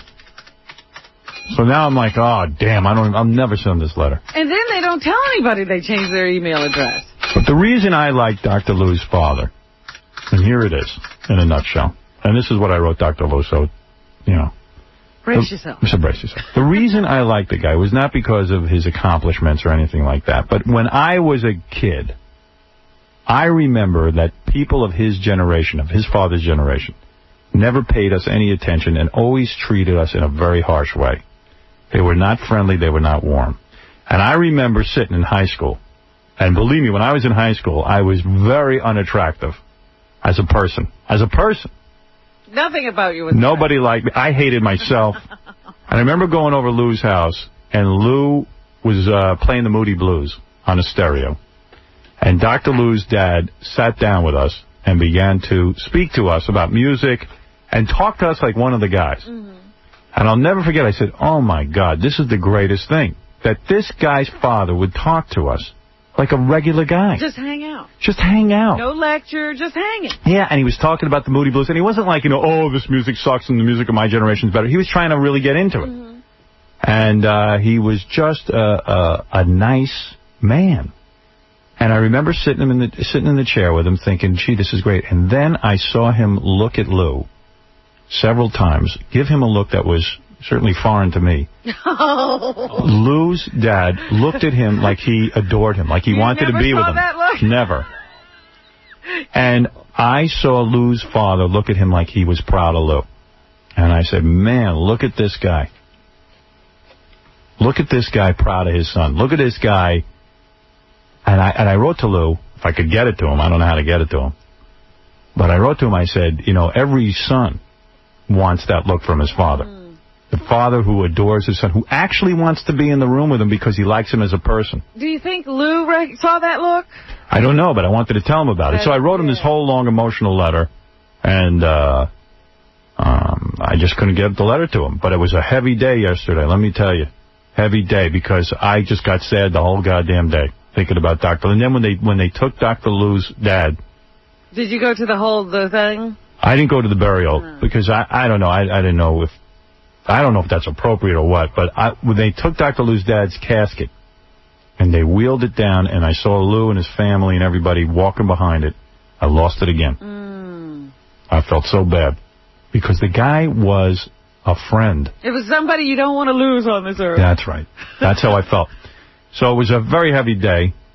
Well, it makes me glad that he was in education since he had that kind of a... He was a good guy. And it was a great story about Dr. Lou's dad that... when he was a principal, Robert Kennedy, the great Robert Kennedy, came to the school. I guess it must have been when he was running for senator. And they visit schools and stuff, these politicians. And Robert Kennedy came in there, and he was chewing some gum, and Dr. Lou's dad walked up to Robert Kennedy and said, take the gum out of your mouth. It's disrespectful. And he made him take the gum out. Good. That's a great story, right? Yeah. Should have had him put it on his nose. Yeah. So I don't know, man. I got real touched by the death of Seymour Weinstein, Dr. Lou's father, because he was a nice guy and treated children nicely. Didn't treat them like little kids, like asswipes. And didn't yell at them. Like dopes. And didn't call them morons and idiots. And he just was a nice man. Oh, there he goes. Off he goes. So that was that. And, man, I was just all messed up and went home. I'm typing this letter and I'm going, I hate sending these emails. I hate them. I hate email. And I said, I'm just sending this thing. And then it comes right back to me. So now I don't know if I'll ever send it. Oh, find the email address. Yeah, well, I'm trying. I would appreciate that. If anybody has Dr. Lou's email address, let me know. Yeah. Man, oh, man. Hey, is that a ladder in your stockings? Oh, my God. Or the stairway to heaven? Oh, you got to be hit. Where did he find me? That's good. Hey, I'm working on my pickups. I'd love to hear the ones. Is this what you used on The Martian? Telling you. Yeah, I got hit on. I was walking down the street. Girl came up to me, asked me out. How so? How did that happen? I mean, what did you say? I was walking with my friend Richie. We had gone running, and we were just walking down the street. So you're in your workout. What are you wearing? My short shorts. My Daisy Dukes. Are you in, like, jogging shorts? Oh, yes. Oh. Yes. Okay. And you're a little sweaty? Right, yes. And your T-shirt is clinging to you? Clinging. No, and this girl came up to me and said, hey, you're looking pretty good. Where were you? On a street? On a street. Still in the on park? a street. No, on a street. On a street, and she said... You're looking pretty good, Howard. Oh, she knew who you were. Yeah, she knew I was. No girl going to hit on me if she don't know who I am. You take a look at me. Honey, there's nothing pleasant about me. Oh, stop it. I said, thank you. I said, you look pretty good, too. So I'm walking, and then she comes back. She goes, hey, let me ask you something. You want to go for a drink sometime? I said, really? No kidding. I said, you got to be kidding me. She goes, no, I'm not kidding. She says, you'll have a good time. I said, give me your number. So I wrote it down, sure. It was, what, do you carry pins in your jogging shorts? No. We stopped off in front of the a building that the guy had business cards. Oh, okay. Turns out it was... Where do you get the pen? The girl's name was Cece Rivera. You ever hear of her? No, I'm just joking. It wasn't Geraldo's wife. It was just some girl I never... She'd be a good catch, though. It was... Yeah, you're not kidding. No, it was just a nice girl. That's pretty good, man. It did a lot for my ego. I needed that. Sure, why not? I like that. That made me feel good. And asking you out. I said, you sure you know it's me? I said, take a good look, honey. I said, you got to be dreaming. I'm telling you. And I said to her, when I looked at her, I said, if it's true that we are what we eat, then I could be you by morning. You know what the best part of being... She ran. You know what the best part was, though, about all this? Richie turns to me afterwards, because she ignored him. Yeah. Yeah, I love that. Say, what was he doing? And Richie's like a real good-looking guy. I mean, he's always talking about how he gets hit. Oh, he's always getting chicks. Yeah. So Richie goes, hey, thanks for not even saying hello to me. Did he say that to the girl? No, he said that to me. He goes, hey, what about me? I go, hey, evidently you're not hot like I am. You're invisible. Yeah. I go, you know what? You're just not that good looking. I'm hot. You are invisible. She didn't even see you. Right. Give him a page of those pickup lines. Yeah, I said you should have used the pickup line. Maybe he's losing his technique. Yeah, here's what you should have said to her. You know, if I were you, I'd have sex with me. That's witty. That's right. Now, do you think you could go up to somebody on the street and just... No. I respected this girl so much. Yeah. I really did. I thought it was the most... Bold, and I thought she was really brave. I thought it was kind of cool that a chick could walk up to a guy and say that. And she did it like just so matter of fact. It was great. Mm-hmm. Sort of like Sex and the City. Kind of really touched my heart, right? Really, to tell you the truth. He started crying. I started to cry. I turned it into a mess. No, I thought about it. I thought, wow, you know, could you walk up to somebody and do that? You know, it's brave. I said, she must have just come from the Learning Annex where they have one of those how to meet guys. But see, you know, guys tell me that women are very aggressive this way. And you know what? She didn't come off aggressive. It was very cool. No, I just mean, usually women, you know, from my era, we wait. Yeah. Women now will go right up to you and say, I want this. And let me tell you something. It's a turn on. Because you feel like, hey, that's really nice. And I didn't think any less of her for it. I didn't think like, oh, man, you know, oh, she must be crazy. I was like, wow, that's great. She thought about it and said, hey, what the hell? Nothing to lose. Got nothing to lose. But, you know, like... I wish I could do that. Powerful men are telling me that women will come up and, you know, Donald Trump writes that, you know, there was a woman, married woman, tried to, you know, attack him in the back of his limo. Is that right? Yeah. Donald Trump said that? Yeah. Wow. It's amazing. Well, he's gorgeous. Of course he is. He was so funny. You know they got this Madame Tussauds museum. Yeah. You gotta go over there with the kids. See what's doing. Because they got all these New Yorkers in there except us. Yeah. And Donald Trump was standing next to the mannequin of him. Yeah. And he said, ooh, they got the eyebrows just right. Yeah, that's a good place to pick chicks, especially if you're in the museum. That's right. Go see your own stature. Right. That's got to impress a girl. There's a date. Mm-hmm. So anyway, that was my weekend. You know, not all that eventful. The funeral, though, got me. Oh, man. I couldn't believe how it got me. So, that's that. And seeing Dr. Lou lose it, that just killed me. I felt so bad. Man, I still am shook up from that. You don't like to see any of your friends in pain. You really don't. It's not good. All right, I got to take a break. And, hey, when we come back, I won't be so damn weepy and maudlin. We got Winfred's money, the first installment. Oh, okay, that sounds good. All right. That'll take our minds off of all this bad stuff. All this bad stuff. 10 grand we're looking at here. A listener's coming in to challenge Fred. All right? Tomorrow, Playboy Playmate Brandy Roderick, that's the one who claims she was Hugh Hefner's girlfriend. She's an ex now, and he's got a new one. Did you see that? Yeah. I wonder how she feels about the half already having a new girl. I don't think she cares. Later this week, Heather Locklear will be here, who is one hot piece of ass. Yeah, she's working at Charlie Sheen now. Have you seen any of those Spencer? Twin Cities? No. Neither have I. But they say it's doing well in the ratings. The good news today is I woke up, checked the movie listings. Finally, an Adam Sandler movie tanked. 18 mil. Well, I know you're saying, hey, that ain't tanking. Well, it was number 2. It didn't. But it was number 2. It wasn't one. Top spot. Yeah, it wasn't one of those $50 million weekends. Thank God. I mean, could a movie look any worse than that? No, I don't think so. Please, give me a break. Did you talk to anybody, though? Has anybody seen it? I want to know what the word of mouth is. My nephew said, he's like 13, but he said, oh, it's the greatest movie I ever saw. Oh, you see, they loved it. Yeah. You can't do anything wrong. Do you think word of mouth? For once, he didn't have the, because the biggest opening. Because, man, I've got the most childish mentality when it comes to movies. I know I do. Because, I go watch, I've seen X-Men 3 times. But, I do not get this Adam Sandler fascination. Pauly Shore, Adam Sandler, I don't know. I don't get it. It's, Jerry Lewis. Yeah. He's funny. So, anyway. And do you know there was a big memorial? Well, here's a guy who says it was great, by the way. Okay, let's hear from him. Reg? Yeah. Yeah. Hey, yeah, that was the best movie he's made. Really? Yeah, the advertisements looked like it was going to be stupid, but I took my son to see it. And it was really good because of Harvey Keitel. Wow.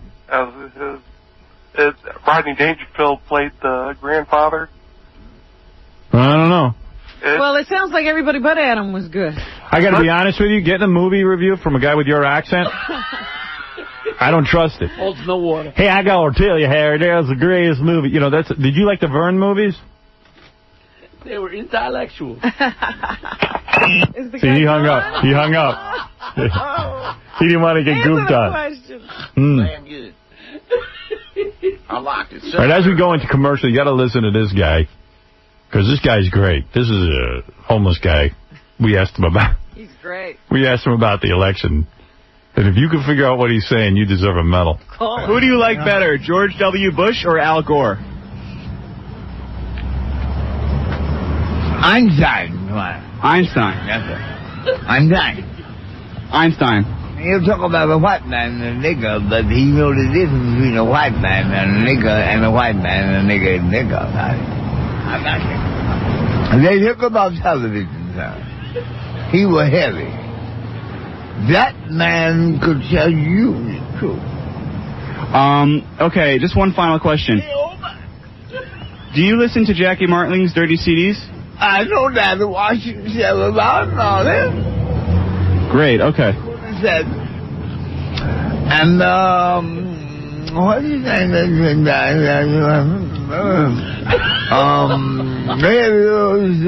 His baby guy, it was called they could do all things.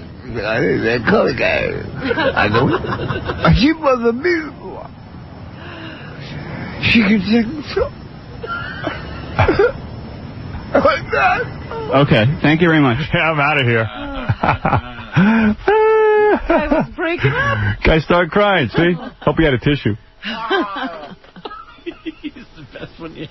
Man, isn't he great? Oh. Hey, if you got more of that guy, you got to bring it in here. It sounds to me like there might have been a whole conversation. Bring him in here.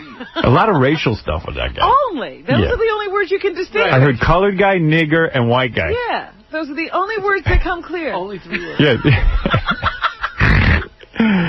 I'd love to break that down and see if we can figure out what he's talking about. You got more of that guy? Yeah, Isaac's one of our interns. Yeah. And he was out talking to this guy. This guy was laying flat on his back. And then Isaac's pointing the mic right at his face. And the guy's like, he just did that for like 2 minutes.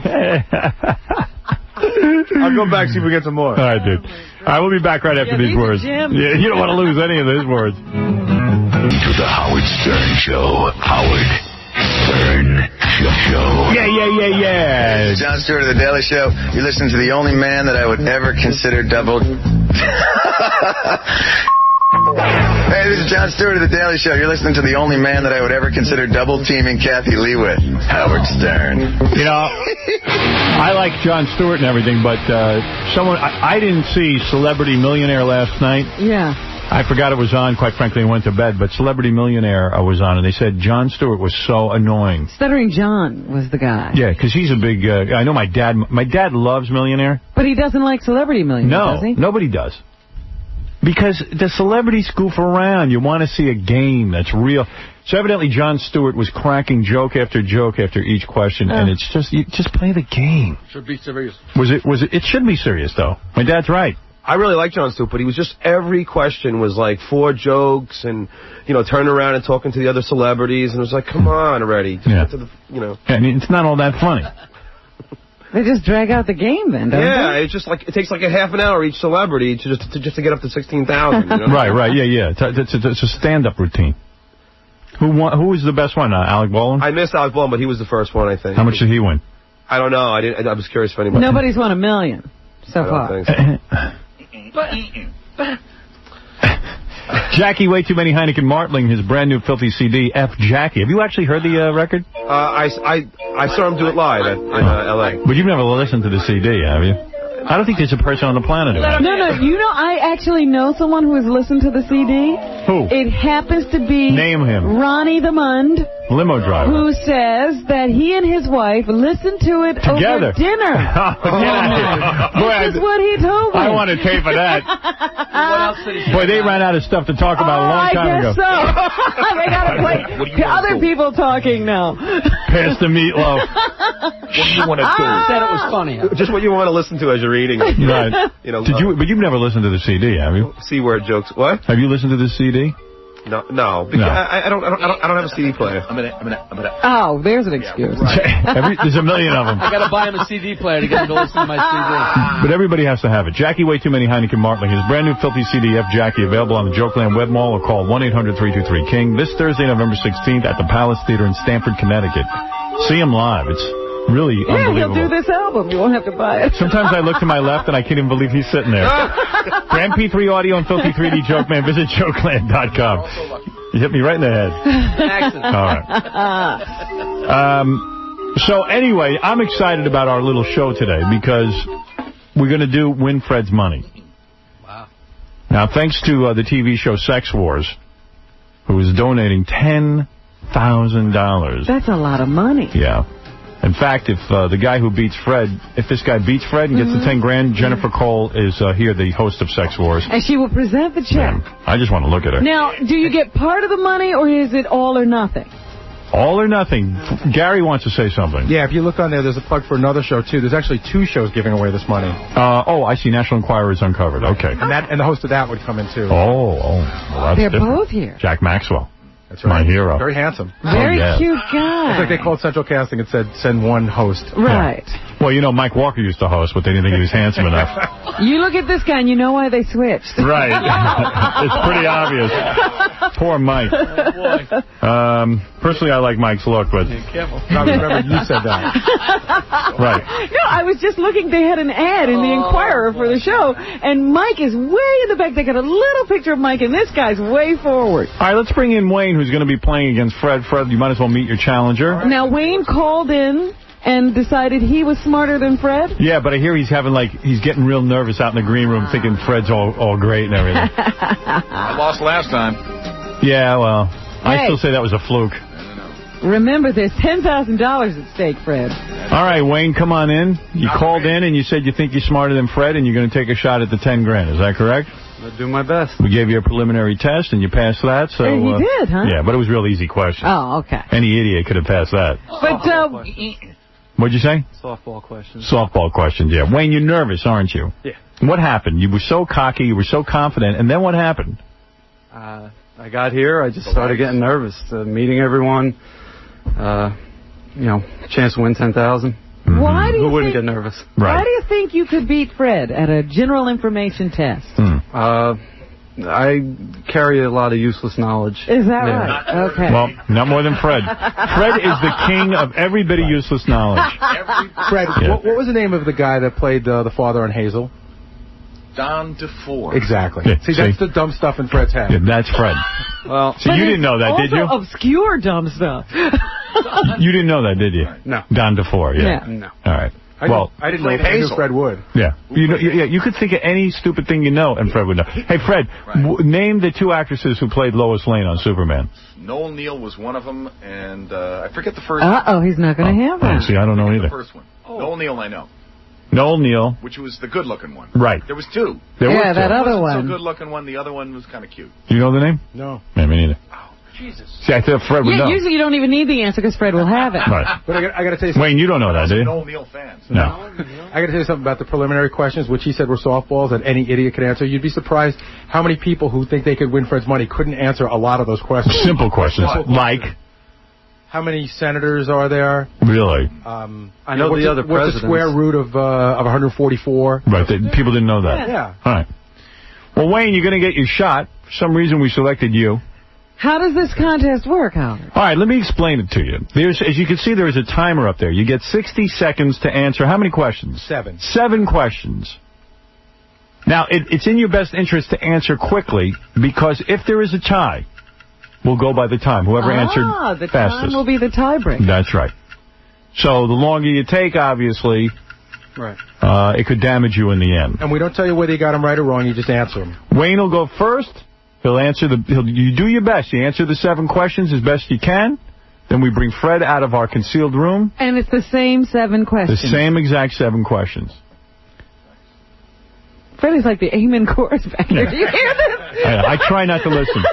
He talks through the whole show. It's funny because I noticed you during the show. I noticed you looking that way and then telling yourself in your head to ignore it. Yeah, I try. I've never been in here. I didn't know. No, you have no idea what goes on. There's grunting. What should I do, Robin? I'm curious. What do you feel my role should be? He actually looks scary. Should we say, what did you say? Sitting back there, he actually looks scary. He is scary. Yeah. There's nothing that isn't with a bald frightening. head calling me scary. Thank you. You should sit 2 feet from him and insult him. Yeah. I noticed he walked past me real fast in the morning getting here. Yeah. He always walks fast. He walks fast past me.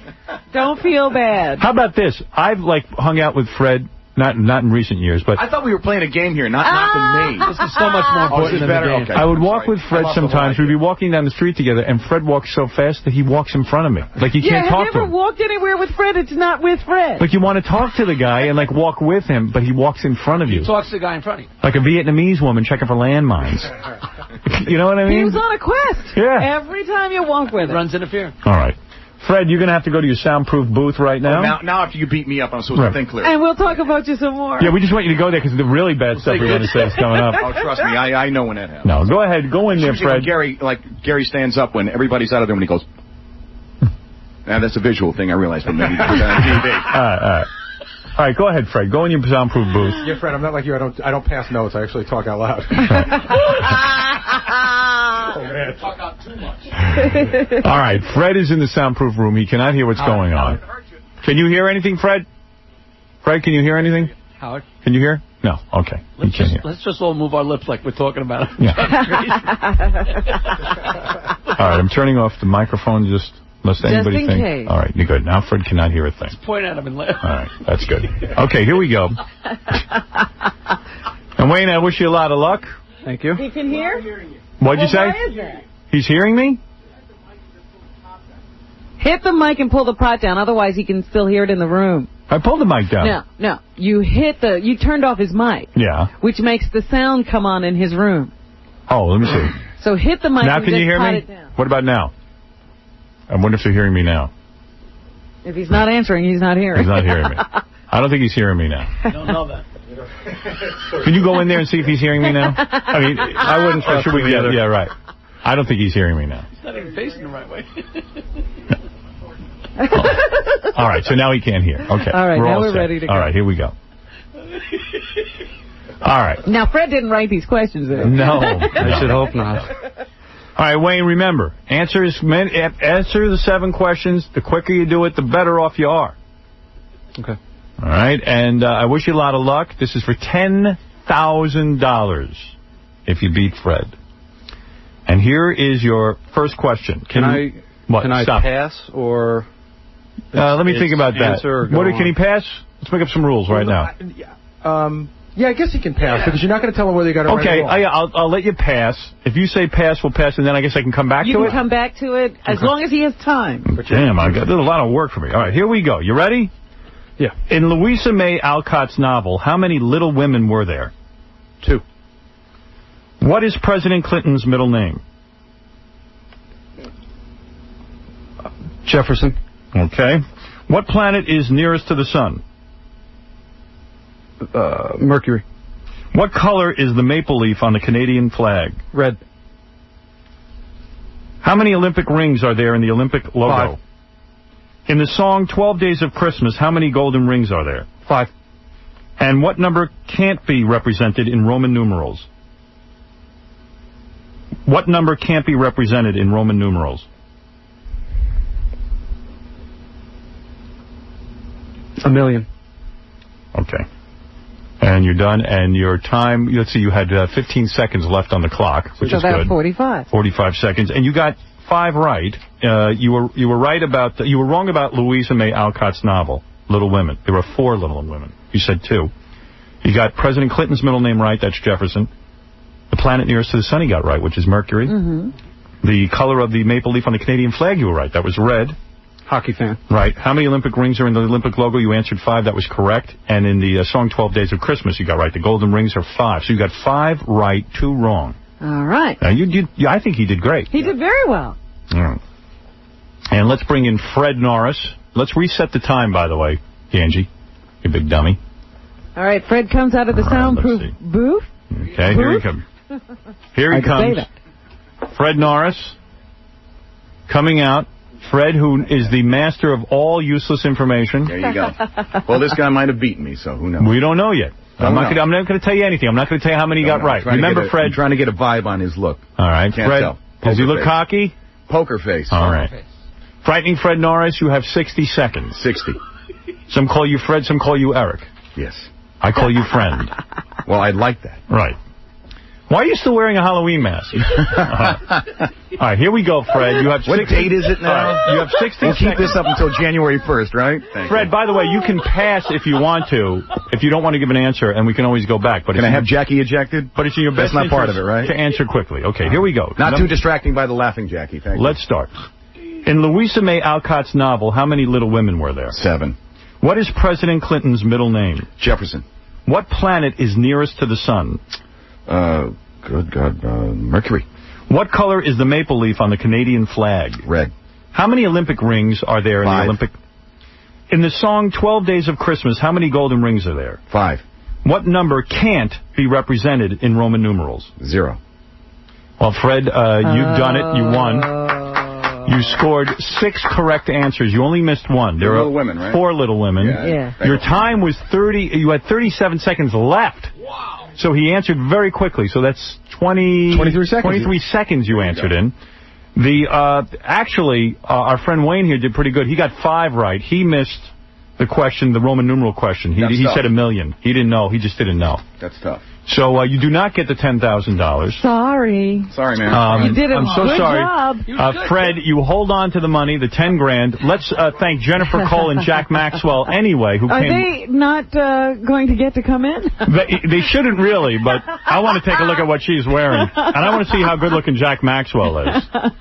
And by the way, the money will continue. We're going to have another challenger. We'll roll it over into the next challenge. That's right. Ooh. They didn't really? Hey, baby. What? Hi. You look good. I'm sorry. Let me tell you, you're about as hot as they get.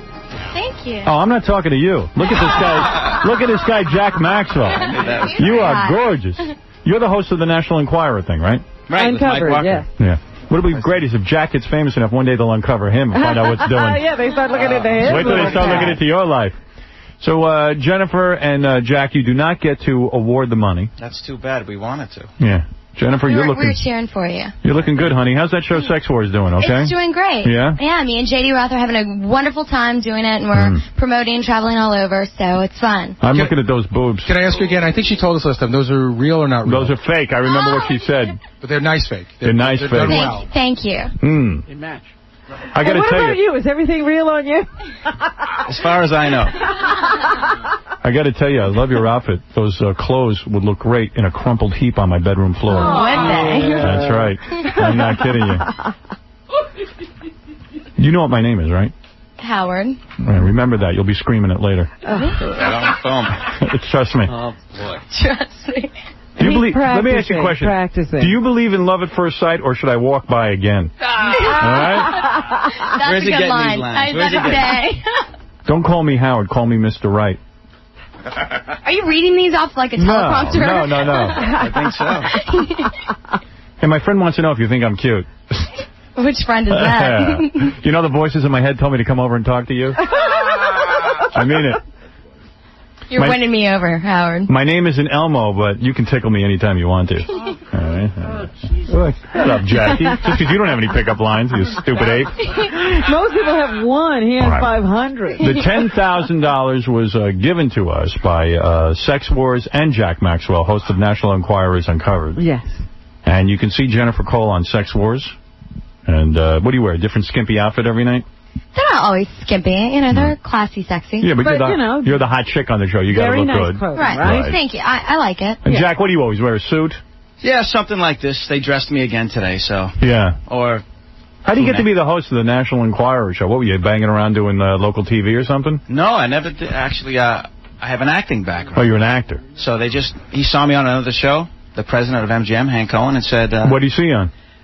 Direct TV, movie showcase. Oh, you're the guy that used to come on and tell you what movies are coming up. Still on. Oh, yeah, I recognize. As far as I know. Howard, I recognize him. Really? Yeah, it's a really weird thing. It's like one of those channels that doesn't do anything. Yeah, I get that. It's an information channel. And you go by it, and there he is. And he goes, hey, coming up, Aaron Brockovich on Channel 702 in about 20 minutes. Let me tell you about this movie. Can you make a living doing that? No, that's why I'm glad he found it. Right. That's it. I needed something else. No, like if you're the guy who reads the Direct TV announcement, like what movies are coming up, can you make it, like how long does that take you to record? Like one day a week, right? One day every 2 weeks. One day every 2 weeks. And they play the same show. It's on every half an hour. Yeah. 48 times a day. It's really and don't they have to pay you some kind of after minimum or something, or SAG minimum? No. Nothing. No. Plus, No? Could you live on what you make from that? No. I needed another job. So is it possible that like you were the guy on Direct TV reading those announcements, everybody thinks you have a great life, but yet you're being a waiter somewhere? Exactly. Actually, you and I met at that hot chick party a couple of years ago. You were you talking there? about last He week? was one of the hot chicks. No. You were there in L.A.? I was one of the way too many guys there. Oh, no kidding. That was you, huh?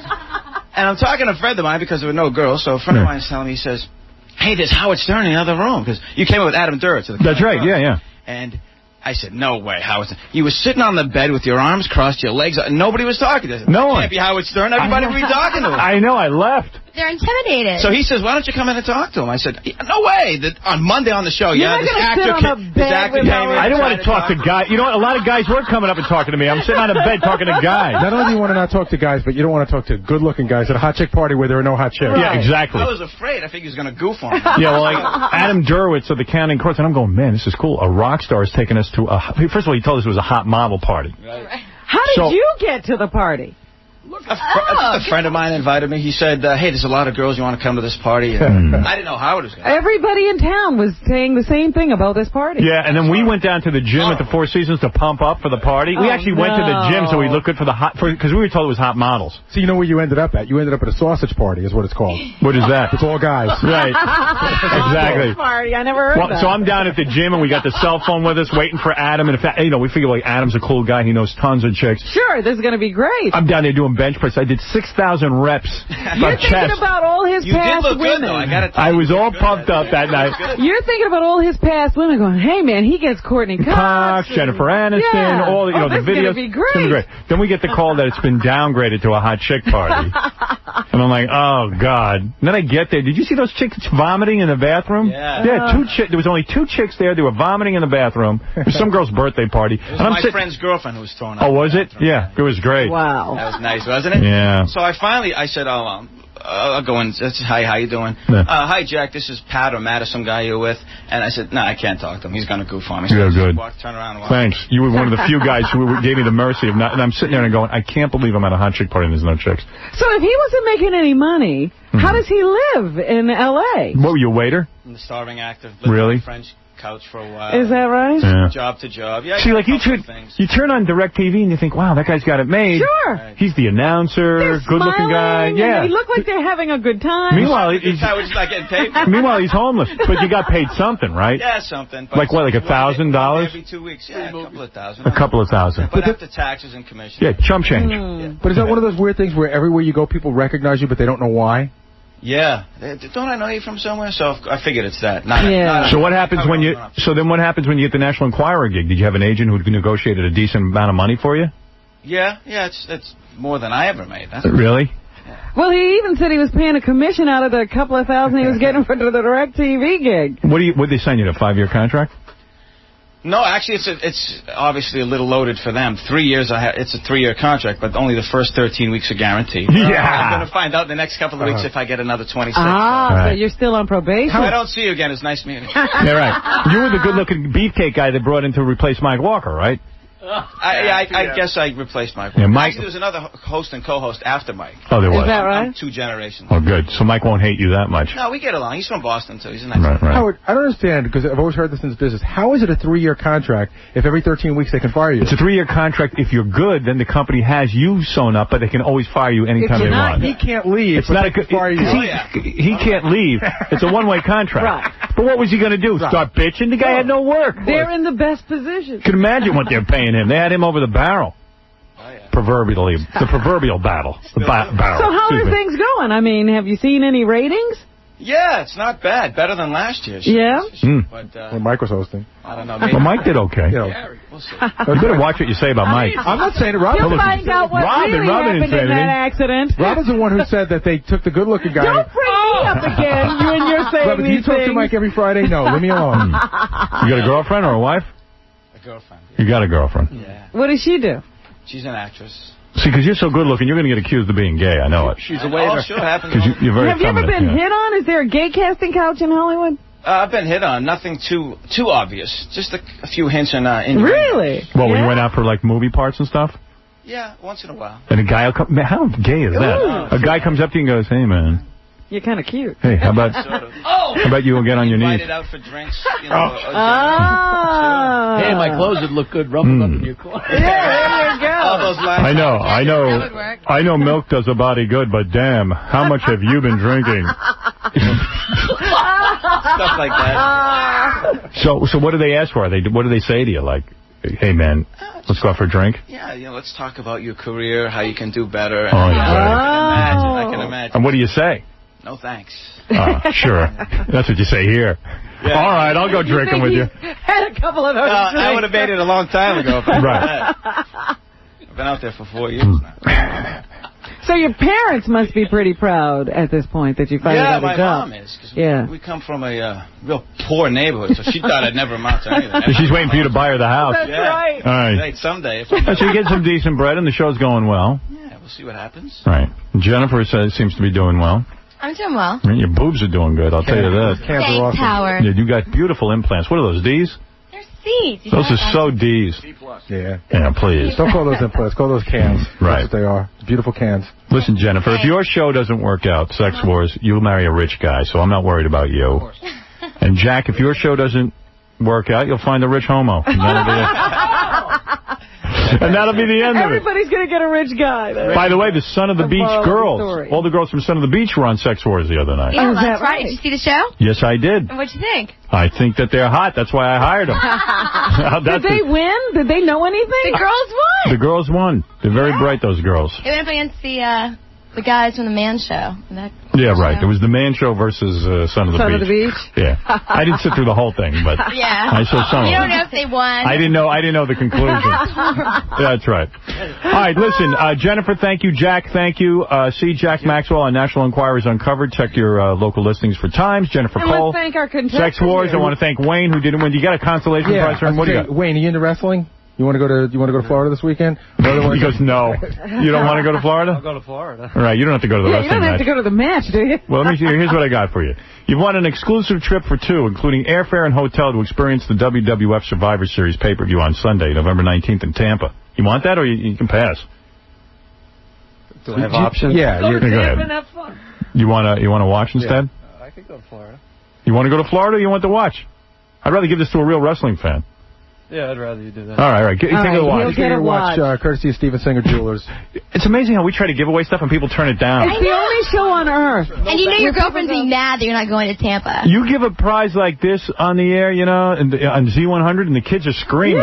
Yeah. I go to give away a WWF trip because, give me a watch. Do I have to? He's not into it because when we give away the WWF trips, people start calling the office going nuts. Yeah, right. All right. So anyway, congratulations, Wayne. You've won a watch from Steven Singer Jewelers. You didn't get the 10 grand, but you tried your best. You did well. You came close, but nobody beats Fred. Very difficult. Numeral, that was tough. The Roman numeral was tough, but Fred knew it. All right, we're going to take a break. We'll be back right after these words.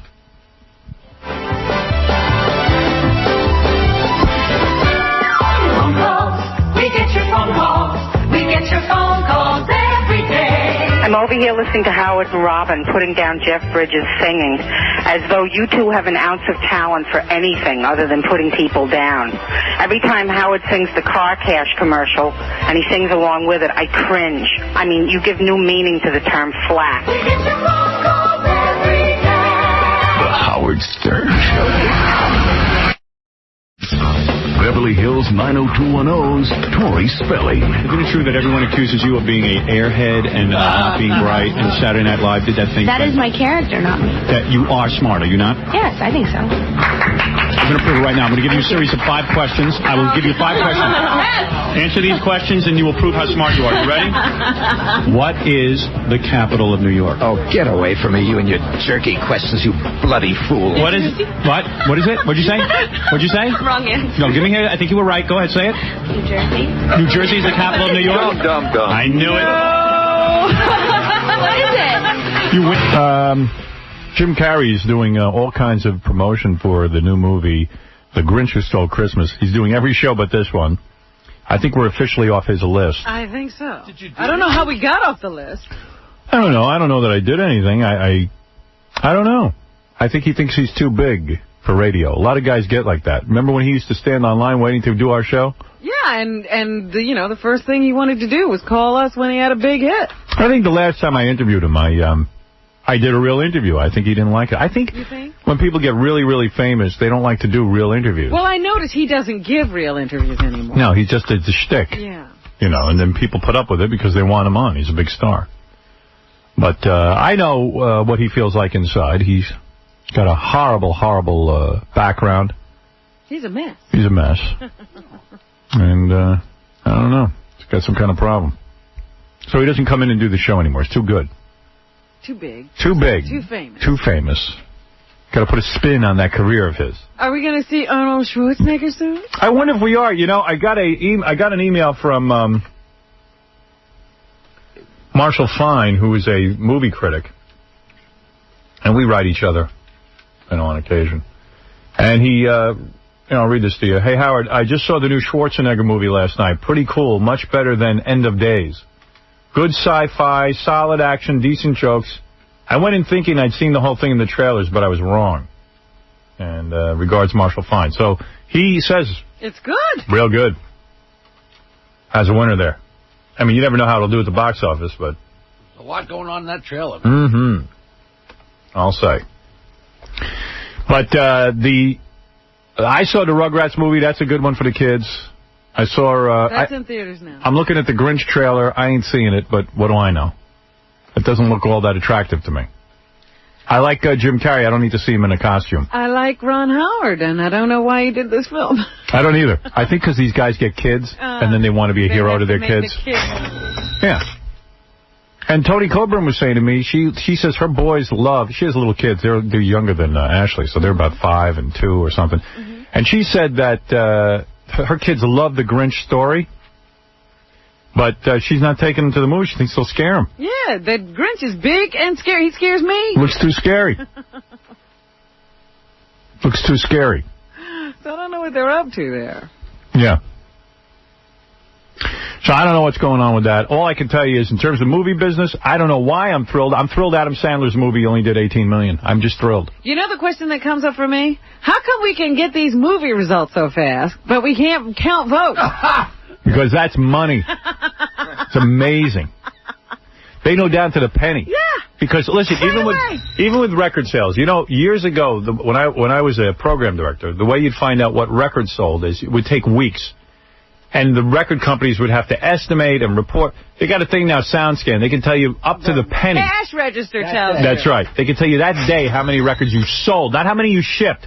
It used to be how many you shipped. Right. Now it's how many like Frampton on his third album shipped 1 million, but they came back with 1 million. He didn't sell 1 million. He just shipped 1 million. Adam Sandler, I hear, though, is contesting the count. They're going to do a recount. They're doing a recount. No! He says it's got to be more money. No! For those bad movies he makes. What's a hand count? What's a hand count? Of the money. That's right, honey. Everybody I know loves going to see Charlie's Angels. Charlie's Angels beat it. Jackie saw it. He loved it. My daughter Emily went to see Charlie's Angels and said she loved it. It's goofy. It's fun. I saw it. I didn't have that reaction. I thought it was great. A lot of fun. And I thought they all looked good. They all did look good. But that's not... Is that enough? Well, it wasn't only about them looking good. Evidently it is. The whole... it was just goofing on every action. Really? Okay. Yeah. I didn't get the goof. I'm not in on the joke. I just had to explain The Matrix to you, one of your favorite films. It's one of my favorites. I still don't understand it. All right, listen. Letterman did it. First, before I get to Letterman, I found some more tape of the homeless guy. I want to hear it. I haven't even heard it. Gold. Let me see if this is the guy. If this is as good as the first tape. What do you think of Hillary Clinton? Exactly. Kennedy. And Martin Luther King. You like Martin Luther King? I don't like me. You are Martin Luther King. That's what you said. I know what he told me. I went alone. What do you think of Rick Lazio? Rick Lazio. Rick Lazio? Well, we named my own that. All right. What? No what? He's a one-trick pony. Do you like the New York Jets? Yes, sir. I like most of all. The New York Yankees, baby. All right. The New York Yankees, maybe. All right. Well, there you go. Letterman had on, this is just kind of funny to me. Everyone is talking, of course, about the election. We talked about it this morning, and all our feelings about it. But Letterman evidently was talking to Patricia Arquette about it for some reason. Why would you ask Patricia Arquette about the election? And that's my point. Who cares what show business people have to say about the election? Because they bring up, I don't know what she's talking about. She sounds like this homeless guy? They stick with this. Letterman goes on for a while, and then you have Patricia Arquette. I don't know. You tell me what her point is. All right. Okay. But here's how I look at it. And I had voting trouble myself the other day. Because I don't know the damn machine with the thing. And as I said, I went in there and I said, look, you got to help me because I'm going to be in there voting like a crazy man. And I need a lot of... And they can't talk to you. So they gave me a sample ballot. And so I walked around the firehouse and studied the sample ballot and still had many questions. And I said to myself, Dave, this is just one of those times where your vote is so important, not only to the system, not only to the race, but to me, it's so important to me personally that this is one of those times where I'm just going to have to buckle down and figure it out and make sure I know what the hell I'm doing.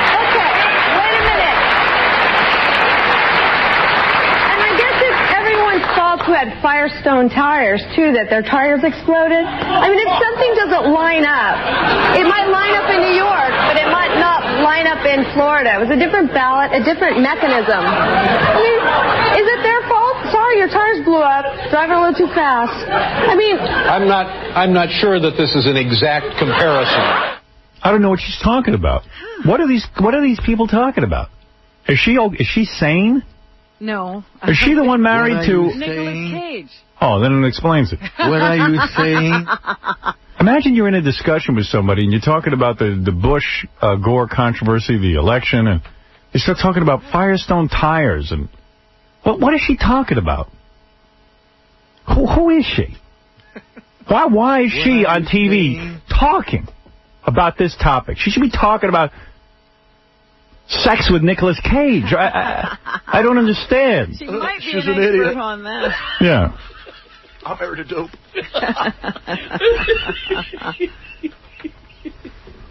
You know what I say to a woman if I sleep with her? Uh-oh, what? If you're going to regret this in the morning, we can sleep till the afternoon. That's what I say. And you, Robert, I was thinking about you over the weekend. Oh, yeah. You must be Jamaican. What are you talking about? I said, you must be Jamaican because you're making me crazy over there, the way you... Nobody saw that. You know what you just reminded me of? I don't think you know this, but Jermaine Jackson, Michael Jackson's brother, had a baby not too long ago. And do you know what he named it? And I know now Michael Jackson's son is named Prince. He named his something like, you are the king of the world or something. Your Majesty. Yeah, Your Majesty. Oh, Yeah. no. Yeah, he did. I read that. I thought it was a joke. That is not a joke. The baby's name is Your Majesty. Have fun in kindergarten. Robin, are you saying Your Majesty? No, Your Majesty. He's Jermaine, and it's Your Majesty. Yeah, it's a joke. But it's not. I mean, the guy really named his kid Your Kid has Majesty. to live with it. Yeah. Kid has to live with that ridiculous name. Your Majesty Jackson.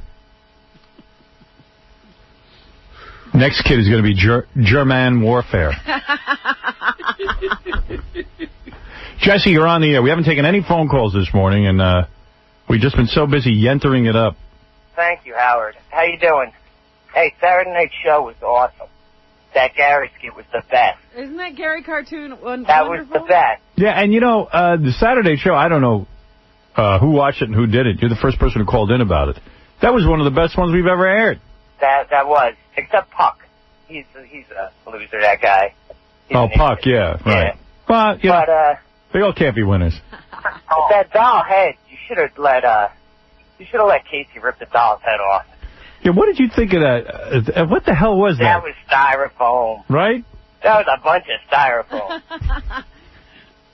That was great. That was the guy great. actually had the guts to take that and pack it in a bag and bring it here. Yeah, it was great. Thank you. Get that head off of there. Hey, Howard. Yeah. I need a new watch, man. I know, so do we all. Good job. All right. I think it's my Come here job. and lose Fred's money. Jeff, you're on the air. Hey, Howard, how you doing? All right. Lived down here in Wilmington, Delaware, and seeing in the paper today, Michael Spinks got arrested yesterday for beating up his girlfriend. Is that true? I don't even know. Michael Spinks or Leon? Michael Spinks. Wow. What about Leon? Yeah, a woman went into Wilmington Hospital, and the hospital called the police. Came in and interviewed her, and they went and arrested Michael Spinks. Well, in all fairness, I just want to make sure here, because we don't. you could be hallucinating. Could have been any Michael Spinks. Yeah, and you could just be an enemy of Michael Spinks. You could have been any Michael Spinks. So we haven't read that report ourselves, and we don't know that that's true. Thank you. I have to run a disclaimer. I'm sorry. That's the way it is. Jim, go ahead. No, Jim? Yo, Jim. Howard. Yo. This is Vic. Okay, Vic. Howard, I don't know, after that last clip, I don't know who's more messed up, what family, either the Arquettes or the Jacksons. Right. What's going on with this country? I don't know. Howard, I want to play for that WWF pay-per-view. Any game you got. Any game I got. All right, let me give that away right this second. I should let him interpret what that homeless guy is saying. I was thinking about that. I was thinking about that while I was on hold. You know what? Why don't I just give you the trip? Why don't we skip all the aggravation? Howard, I love you. I'm 2 hours late for work waiting for this. All right, you've won an exclusive trip for two, including airfare and hotel to experience the WWF Survivor Series pay-per-view on Sunday, November 19th in Tampa, Florida. Call your local pay-per-view provider to order airfare and hotel accommodations courtesy of Priceline.com, okay? Howard, you are my god. All right, you're the winner. See how easy it is to win? Yeah. Outstanding. Yeah, and Michael Spinks was arrested, according to my computer in there. Okay, thanks. Thank you. But who knows? That's stuttering John writing to me on the computer. Oh, yeah. You know, like he knows. Another very firm authority. And you never know where he gets confirmation, so it's like, some guy called. Sal's stuck with it. Right. And some guy in the street. Yeah. They're all saying. He told me. It's common knowledge. Let's go to Debbie. Debbie, you're on the air. Hey, Howard. Hey. I absolutely love you, and I wanted to know if I can come see you and strip for you. Let me understand this. You love me? You want to come down here? I love you. You want to strip off? I love Scooter and John. I love both of you. No, you love Scooter. And Robin, too. Oh, you love me, too. Oh. Yeah. I love all of you, and I listen every morning. Is fellatio out of the question? Absolutely not. Really? Yes. Are you a stripper? No. I've never stripped before, but I've always wanted to. What do you do for a living? I do absolutely nothing now. How do you get away with doing nothing? I just sit home and relax right now. Who pays the bills? Yeah, who's paying the bills? Just my mom. Wow. I'm in the basement. I'm only 21. Oh. And you had this fantasy that you'll come down here and show me your naked body? Yeah. And it looks good? I think so. What is it, John? She calls every single day, this girl. I mean, I love you, John. And I think she loves all of us, and she wants to get naked for us, and she'll do anything we want. Who do you look like? I don't know. Basically me. I'm short, and I have dark hair and blue eyes. And big boobies? No. Natural. Natural boobs? Yeah. You don't look like anyone famous, so I can get my juices going. Kind of Christina Ricci. Oh, God. She's got a fat little head. No. Smaller. Really? You have a thin head? Yeah. and kind of curvaceous on the bottom. Hey, you might not be the best-looking girl, but beauty's just a light switch away. That's right. So. Dr. Chow. Exactly. Oh, my goodness. You never know. You sound like, from what you're describing, you sound like you look like Corey Feldman. You think so? Yeah. But are you good-looking? I think so. My boyfriend thinks I'm pretty hot. Oh, good. Okay. And you would come down here and perform oral? Absolutely. On you? Yeah. Definitely. Oh, Robin. That is wacky. There's a proposition, and she'll do anything. Yeah. Can I beat you with a fish? Absolutely. Really? Might have to drag that bit out. Yeah. That was sick. Find another fish. Might have to spank you with a dead Saturday fish. Night Show. What? I said you can put it on the Saturday Night Show. I think they'd love it. What else could we do since she's such a willing participant? Can we chop your head off? Sure. We've never done that to anybody. Yeah, it's got to be a first. Yeah. All right. Okay, you can come down. I can come down? Yeah, hold Oh, on. that's awesome. Hold on, okay? Okay. She's going to strip down completely naked. Did you say completely? You're going to be completely naked? If you want me to. Wow. Anything Howard wants. Okay, hold on. Okay. It's going to be a good show that day. See, I can beat her with it. I'll beat her with an eel. I ordered sushi last night. I was hungry as hell. Yeah. And some, I love sushi. That's where they take the rice and they wrap fish with it. But some sushi, man, they chop up stuff. You don't know what you're eating. You can't tell. And eel freaks me out. It's tasty, though. I can't eat it. I know it's eel. If they chop it up in little bits and put lots of sauce on it, I could eat it. But when they have it on a slab of rice and it's eel, and you know it's eel, I can't do it. Oh, man. Very tasty. They were eating that on Survivor, weren't they? Or it was stingrays they were eating? Yeah, they weren't eating. Damn, how do you eat a stingray? Yeah, you got to be very hungry. Yeah, I mean, I don't know why, but there's only certain kind of fish I can eat. Bill, you're on the air. Go ahead. Hey, Howard, did you get a chance to see that OJ movie last night? No, I didn't watch it. Stuttering John watched it. People have talked to me about that. Apparently, it did gather some interest. Did it get ratings? My question is I haven't seen any. When Johnny Cochran was on the phone, right, he called up Michael Jackson for financing. I didn't know if Michael Jackson financed the OJ trial. I never heard that. What did you... The movie was bizarrely compelling. It really was. The guy who played, that guy Ving Rhames, played Johnny Cochran, but he had a whole bunch of makeup on his head. Yeah. Because usually he's bald, so he looks sort of odd. And, all that, OJ isn't really in it. Yeah. It's really funny. The whole thing takes place in an office where, the guys are talking about what they're going to do, for the most part. All the lawyers are around. And, they'll be on the phone. All of a sudden, a secretary will come in and go, OJ's on the phone. And they go, OJ, they put him on speakerphone, and they go, listen, they got this DNA thing. I'm telling you, I can't explain it, but I did not do it. I can't explain it, but I didn't do it. And then they just show Barry Scheck trying to convince all the other guys that, scientific evidence is important. And what's the old guy? F. Lee Bailey goes, nobody understands science. Be quiet. So yelling at Barry Scheck. And it was really weird, but it was fun to watch. I just don't, I can't give any more attention to OJ than I already have. Really, man. Wasn't it upsetting to watch, too, guy? Because they would, they would throw out all the evidence. It was just like trying to figure out a way to argue it, even though he's guilty. Right. It's figuring out a way to win, knowing your client's guilty. Yeah. But nobody says that they know he's guilty. They just sort of because they have to. It's just a strategy that we're using. That's how they sleep at night. Yeah. At one point, what was the guy's name? Shapiro. Shapiro got OJ on the phone from jail, and he goes, I've got the best guy for California legal. I got the best DNA guy in the country, and it's just really gathering the best people to get you off of something that you did. Right. And then they said that he failed the lie detector test and stuff. It was great. He failed with flying colors. Right. Yeah, but then he failed it. They say he failed so bad. He was like, I forget how they worded it, but like negative 22. Yeah, negative 22. Yeah. Which is the worst you can fail a test on. It was like the worst number you can. Yeah. But the only one who did worse was Ralph when we asked him if he was gay. He had a negative 50. He is gay. But the guy who plays OJ exploded. has one line through the whole thing. I didn't do it. I can't explain it. I can't explain anything. I don't know how my blood got there. Yeah. But they make Furman to be a racist, but Johnny Cochran's just as bad because they were doing stuff, Howard, that when they went into OJ's house, when the jury went in, they made sure that they took all the white folks pictures down off his wall and put all black photos up, and they took they put his mother's picture up instead of Nicole's picture. Instead of the hot blonde chicks. Yeah. And that's why I thought, and then they show how... Which would piss off the all-black jury. Yeah. And the all-black jury was chosen because I don't think Marsha Clark fought enough for it. No, it wasn't Marsha Clark's fault. It was Gil Garcetti said, at the time, I remember, he goes, OJ's so guilty we could try him in front of black people and they'd convict him. And so you know. Because it's funny, one of the arguments they have is Barry Scheck's trying to say everybody's got to understand what DNA is.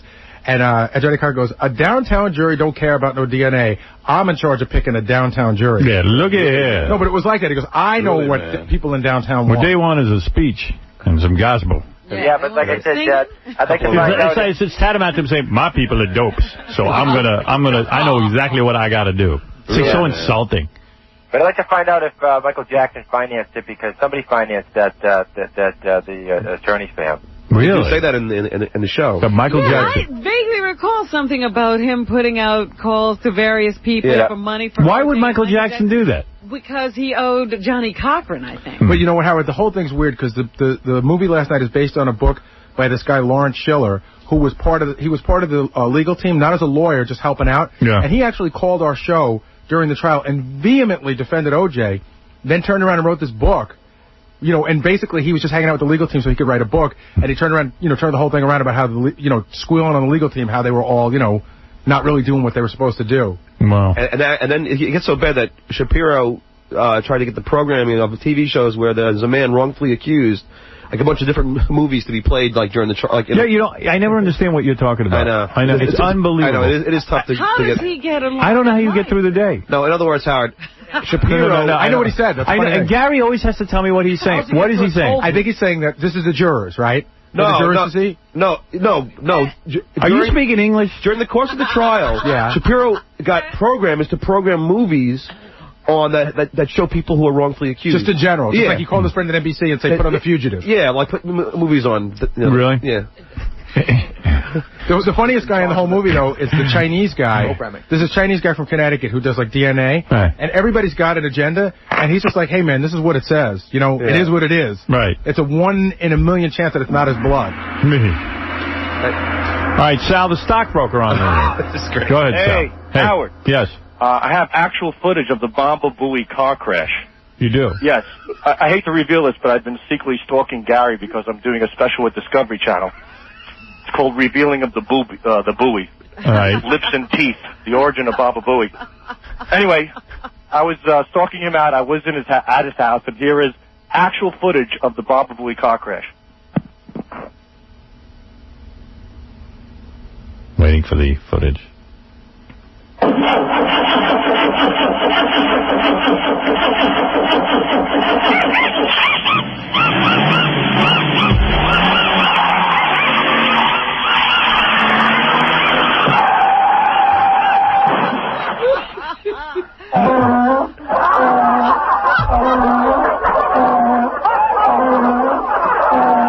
There you have it. Sal,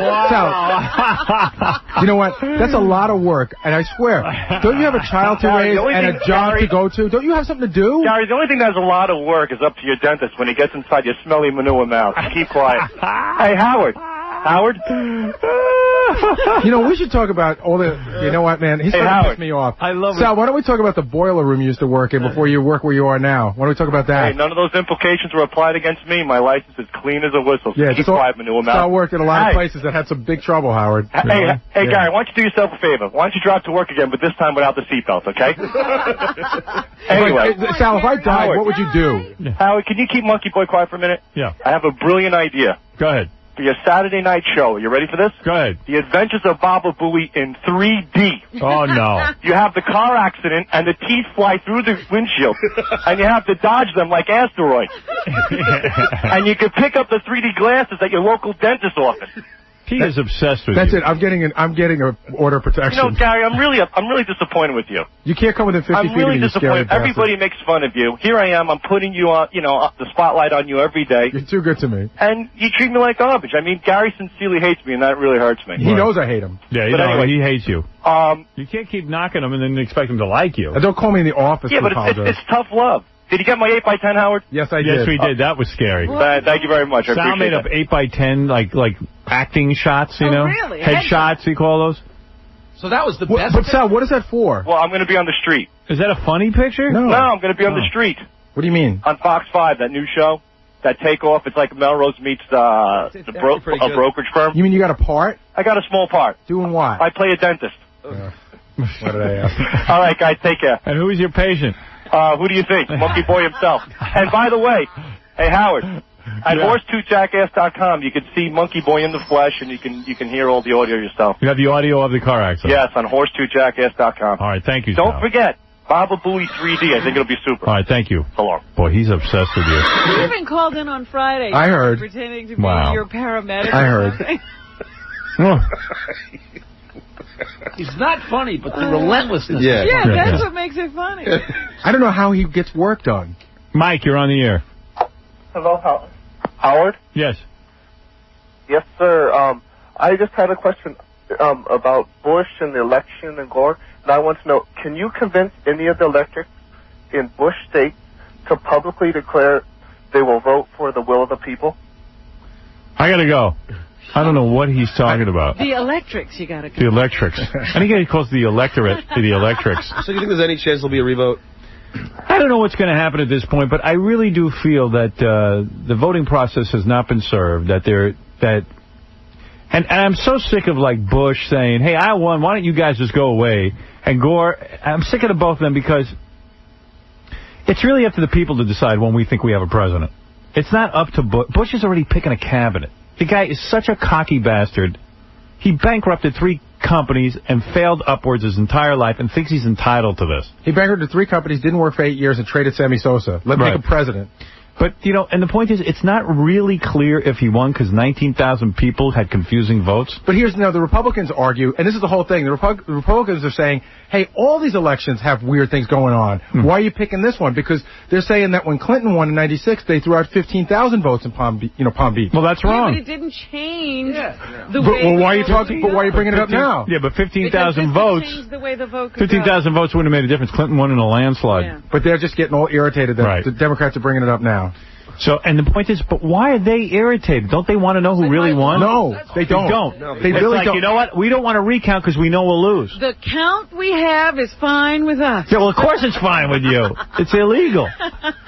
19,000 people came and bothered to vote, and now their votes don't count because they had 2 hole punches. But I'm telling you, this recounting and recounting and recounting is not the way to go. It's another vote. Yeah, well, that's like the only way. They won't. I don't know. Like, what's it going to take to do that? A judge. Somebody called and said that. Meanwhile, the judge they got on it is a Clinton appointee. Yeah. And they're pissing and moaning about that. Last night on the Fox News Channel, the guy had this bizarre scenario where if Florida went to someone and this state got overturned, because now they're talking about overturning other states, right, that it could be 269 each, and at that point it goes to a vote where each state gets a vote. I think that's what it is, or there's 2 votes from each. It's like a weird congressional vote. Why don't they wrestle? But then it's 1 vote for each state, and if that turns into a tie, do you know who breaks the tie, Robin? The vice president? That is correct. Yes. I'm pretty with that, babe. So do that. That's so awesome. Me? Gore. I want to be fair about this, but I think I'll be better. Voting for myself. Is there any chance they'll throw out the votes in Florida entirely, just taking Florida out of the mix? I don't know. I think they'd only do that county if they did a re-vote of any kind, because they're saying, well, 19,000. But the Republicans are going to fight that because you know that Gore really won the election. They don't want that because they know he won. Well, the they know that. It's not just 1 county. There are 4 several counties that they are recounting. Yeah. And they're saying that... Pay says that it would be unfair to have a re-vote because then all the people that voted for Nader are going to vote for Gore now. Hey, what can I tell you? That doesn't matter.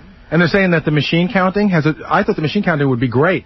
That's a 2 to 5% margin of error. Yeah. Right. That's weird. I know. That's why they're doing hand counting. And so then, well, the reason for that is that the machine has to have a clear punched hole or a clear marked card. Because those are still paper ballots. That's right. So if the machine can't determine it clearly, it throws it out. 2% is a so if it's 2 to 5% and you get a difference of 200 votes, how do you pick a winner?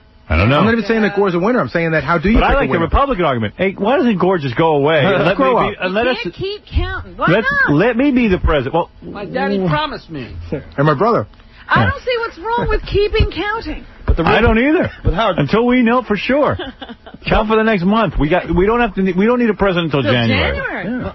But Bush like, well, I got to begin preparing. Prepare for Prepare what? you got to get my boa lance. You're going to prepare the way you bankrupted 3 companies, rather? Yeah, your preparations don't seem to mean This whole thing started with the media reporting that Gore won Florida because people were exiting the polls saying they voted for Gore. Yeah. So you know what I mean? And now, right. And now the Republicans said, well, that's unfair because you threw the election for the panhandle. And it's like, oh, my God. How about you also threw the election because people stopped voting for Gore because they thought he won? That's right. I mean, come on. You can go both ways on that argument. That's crazy. I don't know what's going to be, man, but I'm sick of the newspapers, everyone saying there has to be a conclusion already. They polled 70% of the people in this country said, we don't really care. We can wait. We want to know who really won. All the Republicans are saying the election is over. It's not about whether the ballots were marked right. You had your chance. You had your chance. You people love that. I love that attitude. Like, yeah, we won already. Stop belly aching. And then the other weird thing is the whole hand counting thing. The Republicans and Bush is against it. And Bush signed a law in Texas for hand counting ballots. And when they asked him about it... It's not only that. That's not the only hypocritical thing. He campaigned saying he trusts the people. Now they want a hand count. He said it's not trustworthy. Yeah. And when they asked him about they said, hey, you signed this law in Texas. He said something like, well, we do a better job in Texas. Well, he had no answer. They have better methods of doing it. All I know is Democrats in Florida. that Band-Aid is growing on his face. Yeah. I mean, he should put it over his mouth. I love that Band-Aid. Robin, is this the longest in the history of the country since an election? Yes. Yeah. Why does a Band-Aid make you look unpresidential? Because it looks like you don't know what you're doing. Yeah, it looks like you're all messed up. It's like, remember Gerald Ford was always walking into things? Yeah. Gerald Ford was bald, and he kept getting hit in the head with golf balls. Yeah, he always had big marks on his head. And yeah, he's got the Band-Aid looks like a big giant sideburn. It looks like Elvis Presley pork chop sideburns. You should wear one with, like, stars and stripes on it. Yeah, right. Like, vote for Bush. He's too stupid to even shave. Right.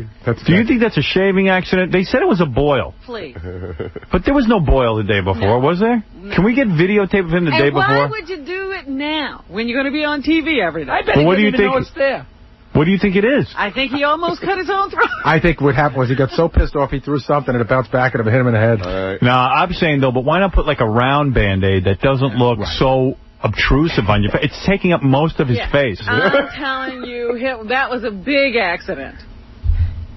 They ought to let somebody shave him, like I tried to do on my movie. Wow. I'd love to know what happened there. That is hysterical. You don't think that's a boil? It's as big as his whole head. You think he's lying about what's underneath there? That's right. I demand that they take that Band-Aid off and let me see what's doing under there. Boil. I wonder if his dad has smacked him around for not winning. It was very funny because I saw George Bush Sr. on one of the news shows going, I'm proud of both my sons. You know, because they both created this mess. Right. You know, one's the governor of Florida, and the other one couldn't win it, clearly. This Bush is always screwed up, but he always wins. They said he was the worst at his prep school, and he got into Yale. He was horrible at Yale, but he got into Harvard Business School because his dad bailed him. But then they put him into business, and he bankrupted 3 companies.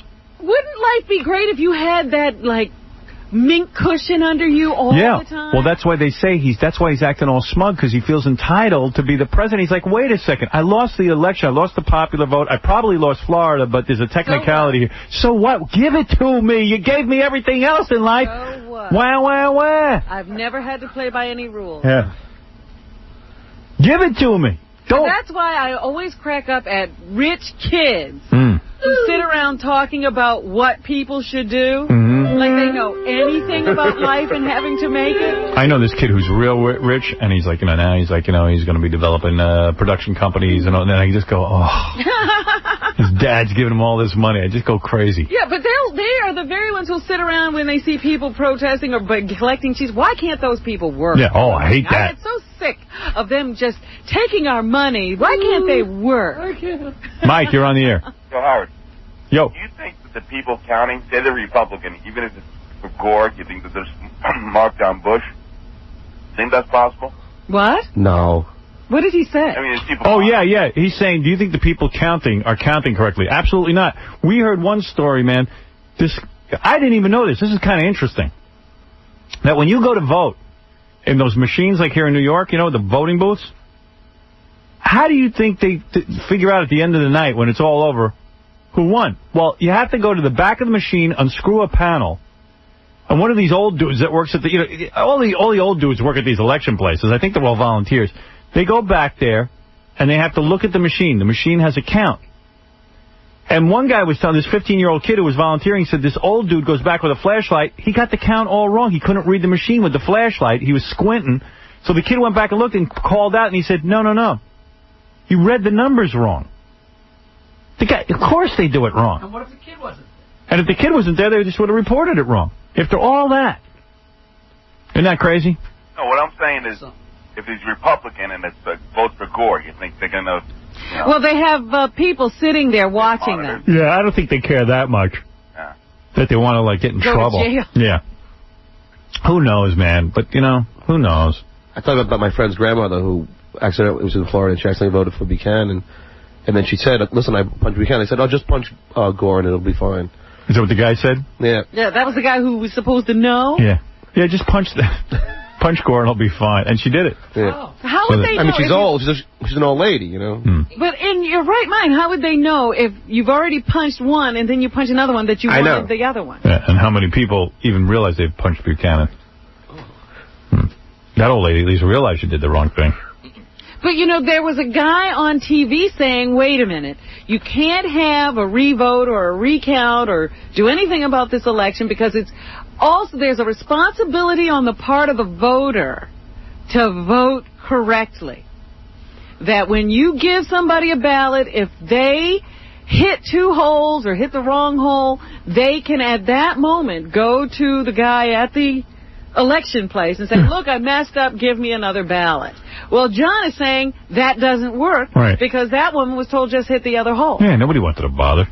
It's too much work.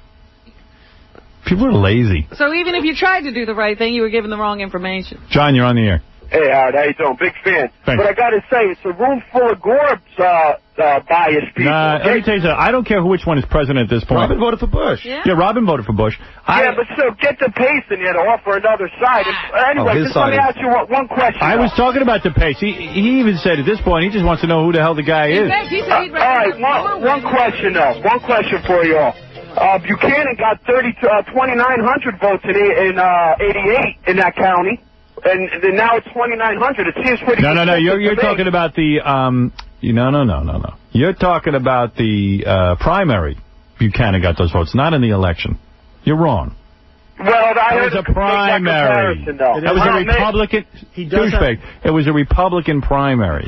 He does have a relative in that district, and apparently they campaigned. So no one's saying that all those votes were his, but a good portion could have been. Yeah, 300. But even he's willing to concede that they're not all his. He knows they're not his votes. Well, let's just count until Gore wins, and then they won't want to count anymore.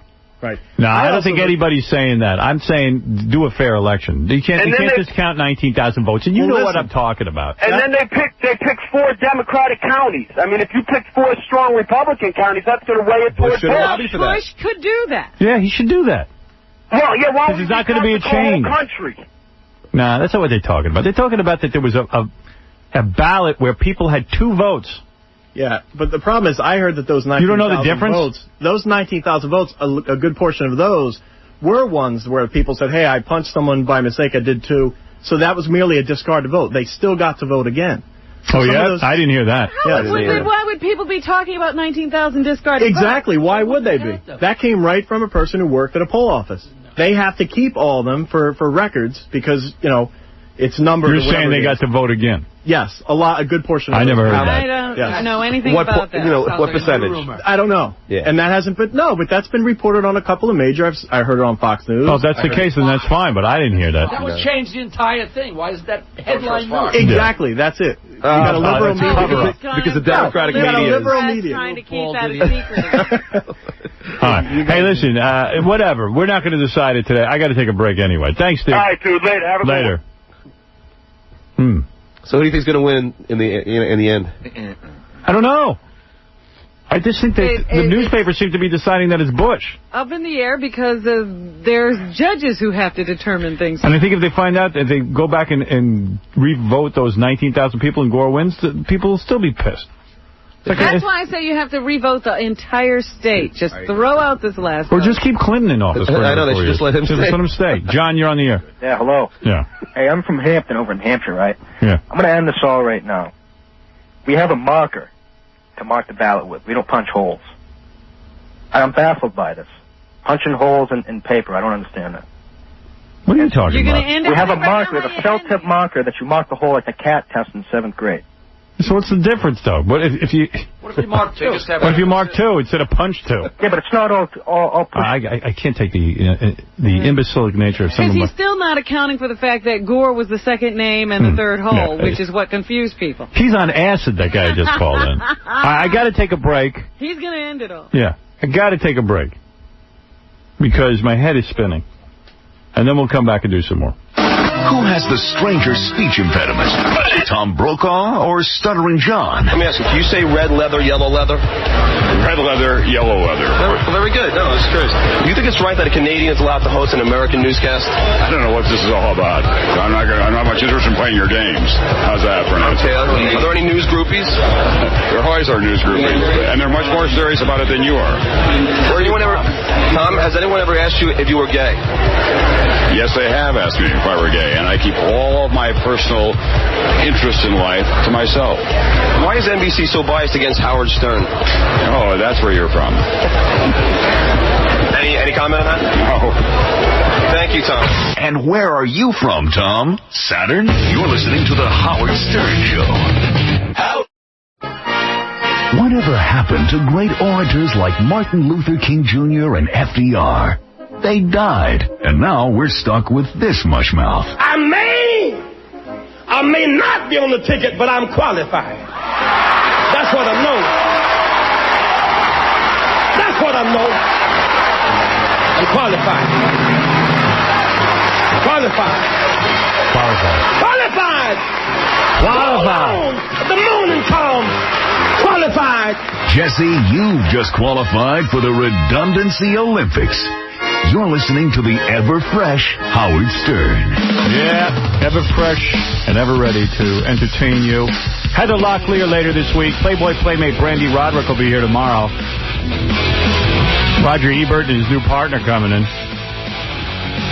Juliana Margulies and Kira Sedgwick will be here together later this week. They're doing a lesbian flick together, Howard. They're doing a lesbian flick together. That's good. I love these lesbian flicks that are coming out. This whole trend toward lesbianism is fabulous. I've been for it for years. The whole country's going gay. 2 guys getting it on. I don't need to see that. 2 women. I need to see it. Need to see it. Want to see it. Want to see it. Love it. But right? You know, if women start doing it, the men are going to stop. Yeah, we gotta keep a lid on that. Women good. Men bad. Do that at home. Don't be gay. Right. Well, we're going to do a little news for you. See? Yeah. News. Robin Jugs. I got to do my impression. Yeah. Ooh. Torpedoes.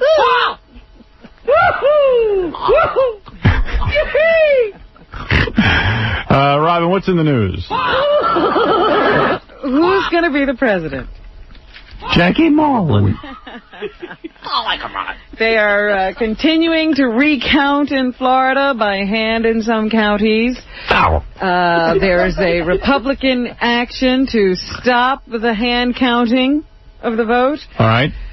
They've gone to a federal district court to try to stop it. A judge will be ruling on that today after hearing arguments. Why are they trying to stop it? Why would you be afraid of a hand count unless you're afraid of losing? Because in a hand count, the totals always go up. Mm-hmm. And they don't want people trying to determine the intent of the voters. Oh, I see. All right. Even though they trust the people, we don't really want to know what they said. Mm-hmm. So that's one of the things that's going on there. And Reverend Jesse Jackson plans to hold a rally today, charging the voting process is tainted and corrupt down there. Here's Mr. Jackson, number 1. See, now he's getting into the act. Who asked him to get involved? Honestly. He wasn't even in the election. Yeah. What a loudmouth. He's now chiming in. He doesn't live there. Why is he rabble-rousing? That's what he does. That's his job. Yeah, his job is to be a nudnik. All right, here we go. Here's Jesse Jackson, rabble-rousing. Whatever that is. A lot of these voters were targeted very intentionally. All these Haitian immigrants, Hispanic farm worker immigrants, and students were actually targeted. And therefore, we need more than a recount. We need an investigation. Wow. Holy mackerel. I mean... So he's on to a whole different subject. I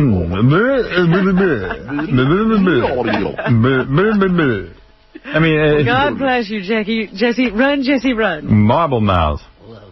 What do you think of Hillary Clinton? Exactly, Clay. Right. Was that Jesse again? That was him. So what's going on down there? Andrew Cohen is a I have tape of Jesse Jackson's speech coach. Okay. Who do you like better, George W. Bush or Al Gore? Einstein. Einstein. Yes, sir. Einstein. You talk about a white man and a nigger, but he know the difference between a white man and a nigger and a white man and a nigger and nigger. I can smell the alcohol from here. They talk about television now. He was heavy. That man could tell you the truth. Okay, just one final question.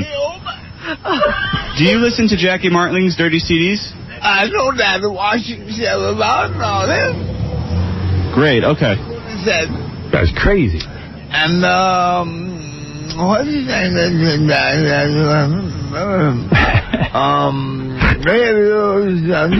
baby. Is he saying something? I think he thinks he is. That color guy. The only words you understand are color guy, nigger, and white guy. White guys, yeah. She was a beautiful one. She could sing so. Uh-oh. Wow.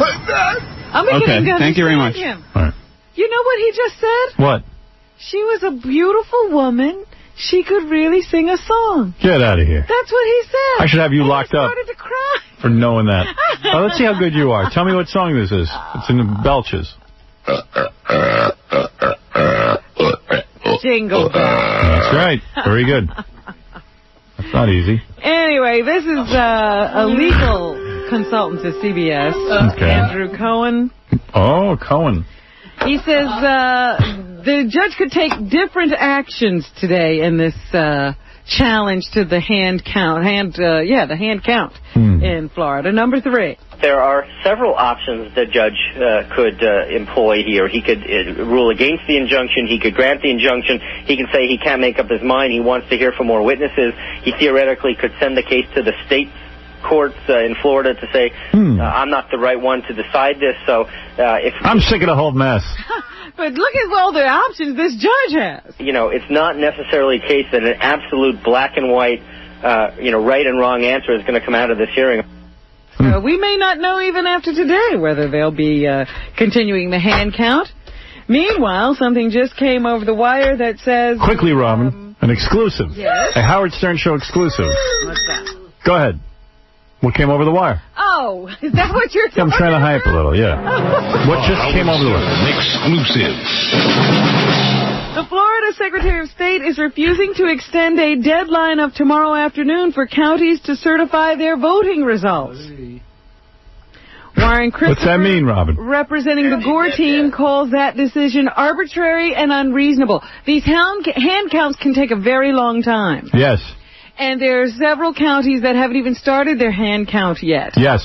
And others that are in the middle of it. Yes. And therefore they may not be able to certify their votes by that deadline. The deadline's tomorrow night? And in that case, this head of the Board of Elections could just throw out all the votes. So you're not ready? Oh. The deadline is here. Your votes don't count. Why would they set a deadline like that? There's a deadline, I guess, in the... By law, Yeah, by law there is a deadline, but they don't usually expect these problems to be occurring. Florida counties have until 5 tomorrow to turn in their certified vote totals from Tuesday's election. Some of the manual recounts requested in 4 Florida counties would probably not be completed by then.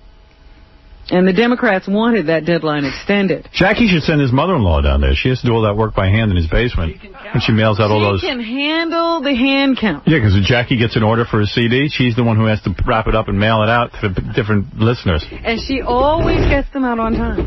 Right. So there you go. On you. Yeah, I don't care. She goes down there, but I'm not paying for it.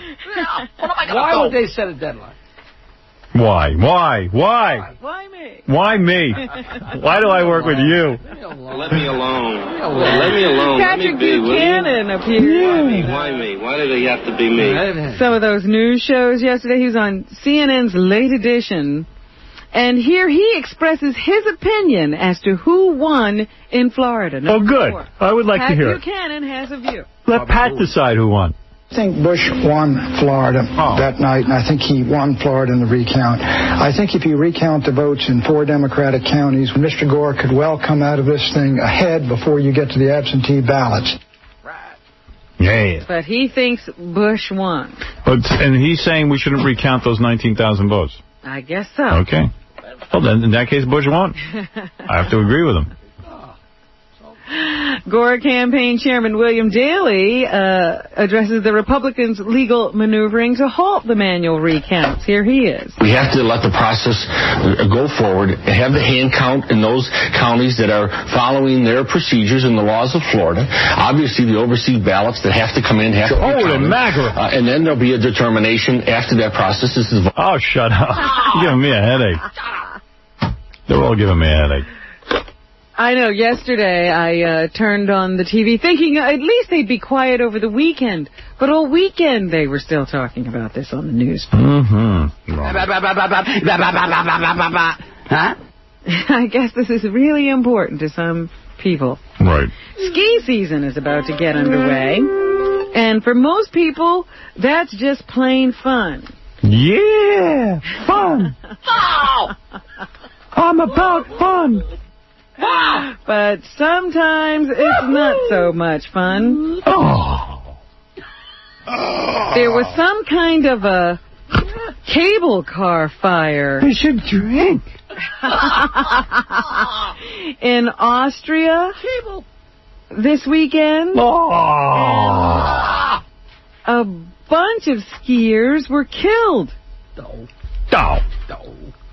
Officials believe the car capacity was 180, but was jammed with skiers and snowboarders bound for a glacier resort.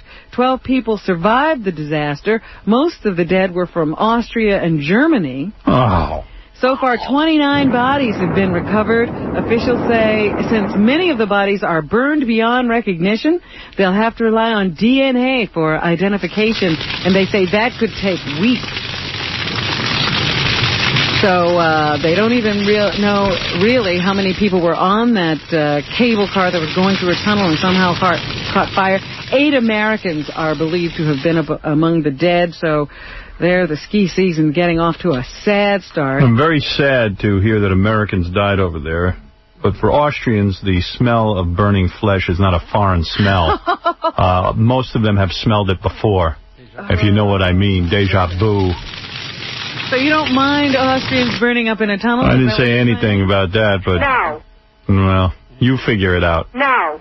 Nobody's crying over here. No. I just think it's always sad when people are all ready to go have a good time. They're anticipating fun, and it turns into tragedy. Austria and good times don't go in the same sentence. No. Okay. There's no good times when it comes to Austria. The recovery teams are working around the clock to remove Austria. those bodies. Achtung. So, sorry to bring up bad memories for you. No. Meanwhile, an American and a Norwegian have begun what they are hoping will be an historic ski trip. They're hoping to become the first women to ski unassisted across Antarctica. They must be good guys because they like to have fun. Anne Bancroft of the United States. Anne Bancroft? Yes, not the actress. Right. She can ski. She can't walk. Liz How old is she? Arneson. I don't know how old the one you're thinking of is. Yeah, I'm sure she walks fine. But Liv Arnesen of Norway got a late start, but still hope to complete the trip by the middle of February. I think Ann Bancroft's trying to ski away from Mel Brooks. You can believe she's on this trip. I married who? Where you going? Come back. Clank, clank. The expedition was delayed by high winds and low clouds, which prevented their chartered plane from landing on the Blue Ice One runway. More than 125 miles south of the Antarctic coastline. So they hope to make up for lost time during these next several days. If all goes according to plan, they'll reach the South Pole by Christmas and complete their journey at McMurdo Station on the Ross Ice Shelf by mid-February. I bet those chicks aren't hot. Sounds like a fun trip, doesn't it? I'll tell you, man. Chicks who do stuff like that are usually never hot. You know, Pam Anderson is not doing it. Yeah, Pam Anderson's having fun. She doesn't have time to ski Antarctica. Do you girls ski Antarctica? Oh, yes. He likes to wax our skis, too. So they must be... It's impossible to douche here. But anyway, they'll be off, and I'm sure we'll hear how they're doing as they go along. Now, the one thing they're saying that could be bad about waiting for this election result to be determined, Howard, is that the stock market could go crazy. Oh! Analysts are expecting to see a quick drop at the start of the trading day on Wall Street today. For one thing, investors are unsettled over the drawn-out presidential election. Should I buy Verizon? And so they are saying that the longer it remains in limbo, the more jittery the stock market will become. Is the market going down rapidly? It is going down. It is. So maybe it's a good time to buy. You know it'll rebound. Of course. I mean, I don't know who these jittery people are. Yeah, I mean, they're in, they're out. Everything anyway. Bobo, you're on the air. No Bobo. No Bobo? Okay, I hung up. He was there. I swear to God, I told him about it. Hang on. I turned to look at the market. Nasdaq's down. Leah Rabin, the widow... Leah Rabin. Yes. Leah Rabin. I did not know that. The widow of assassinated Israeli Prime Minister Yitzhak. Yitzhak. Do you scream that name out during sex if you're married to a guy named Yitzhak? Oh, Yitzhak. Now she calls him Nochak. Well, she doesn't call him anything. She's rejoined him. She has died. Uh-oh. That's not funny. No, it's not. Yasser Arafat will be welcome at her funeral, people were wondering. Oh. Israel today extended that welcome to Arafat. The Palestinian leader has considered Mrs. Rabin a friend. She died of cancer over the weekend. She had become an outspoken campaigner for peace after her husband was killed. President Clinton She's hot. He had lost a dear friend, and the Middle East has lost a friend of peace. In honor of her death, for the rest of the show, I'm going to call you Rabin, not Robin. Yes, Rabin. Okay. Meanwhile, they are still trying to get the peace talks between the Israelis and the Palestinians back on track. Right. Ehud Barak, the Israeli Prime Minister, is in Washington right now. And he says there were talks between he and the president yesterday. This is never going to be settled. I don't know why we even report on this. See, you're such a pessimist. Let me tell you why it's not going to be settled. Yeah. It's desert over there. Nobody even wanted this patch of land. The Jews, they stuck them there after World War II. They got to give them a country because the Jews were not wanted anywhere. In fact, America wouldn't even take Jews into the country. So we stuck them on a desert, and there's a bunch of nomads there. Now they call themselves Palestinians. The Jews go to this desert, and guess what happens, as usually happens? They flourish. They actually take the desert, and they're making livings over there. They got a nice lifestyle. And the Arabs, the Palestinians, they say to them, look. Are you saying there wasn't fighting right away? Oh, there was tons of fighting. Now they're saying to the Palestinians, look, instead of concentrating on getting rid of us, why don't you join us and flourish and start some businesses, plant a couple of crops, some citrus or whatever the hell they grow in that godforsaken place, and make a nice life for yourself. No, we're going to stay at war, fighting over who's going to live here. Instead, The Palestinians there could make a good money. They could make a good living, make some money over there, too. But no, they're going to fight and fight till the bloody end to see if they can remove these Jews. It will one day be resolved. No. Oh, it'll be resolved, but I don't think it's going to be a happy ending. It will be resolved. Let's hear what Ahud Bahrach has to say. Sounds like a Star Trek character. I held an extensive discussion with President Clinton on the importance of putting an end to the violence in the Middle East. There's a lot of jealousy. Stabilizing the situation. All right. And a lot of mistrust. I mean, there have been a lot of people killed in the name of the Palestinians and Israelis. So right. Not easy to get those groups to sit down. Here is the Queen. Queen, what is it? Hi, everyone. Yes, hi. I didn't want to bore everybody, but I wanted to tell you guys why Gary's airbag didn't deploy. Why did Gary's airbag fail? Well, no, they didn't fail. They did exactly what they're supposed to do. Airbags are supposed to go off in the event of a rapid deceleration. And since he applied his brake, his deceleration wasn't fast enough. Or they can also go off in the event of an impact to the sensor itself. Yeah, so he had an impact. Yeah, but there was no impact to the sensor itself because Gary applied his brake. Most likely what happens when you apply your brake that hard, the front end of your vehicle goes down. Okay, so the front end of his vehicle most likely went underneath the back of the other vehicle. So there was no impact to the sensor. There was, Howard, there was an impact to the center.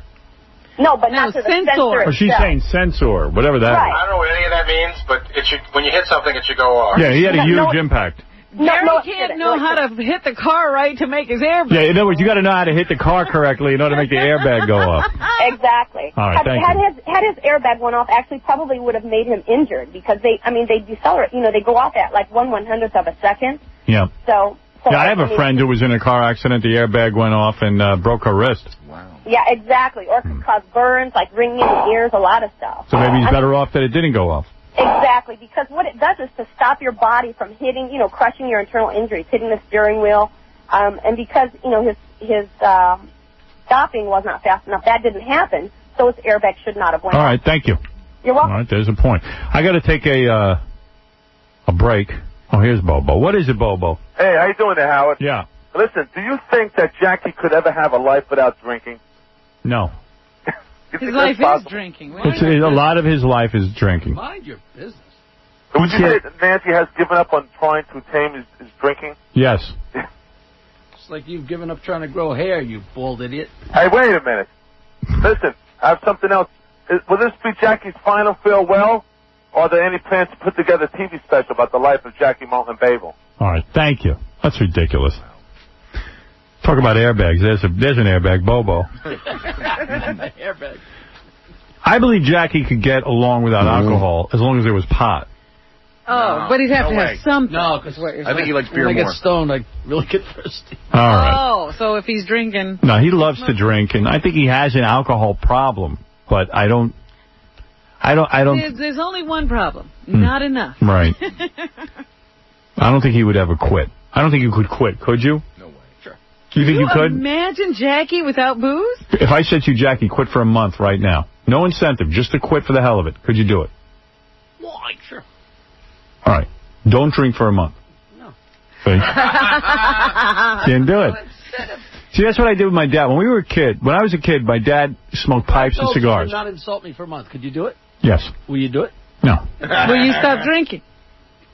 If you stop drinking, I'll stop insulting.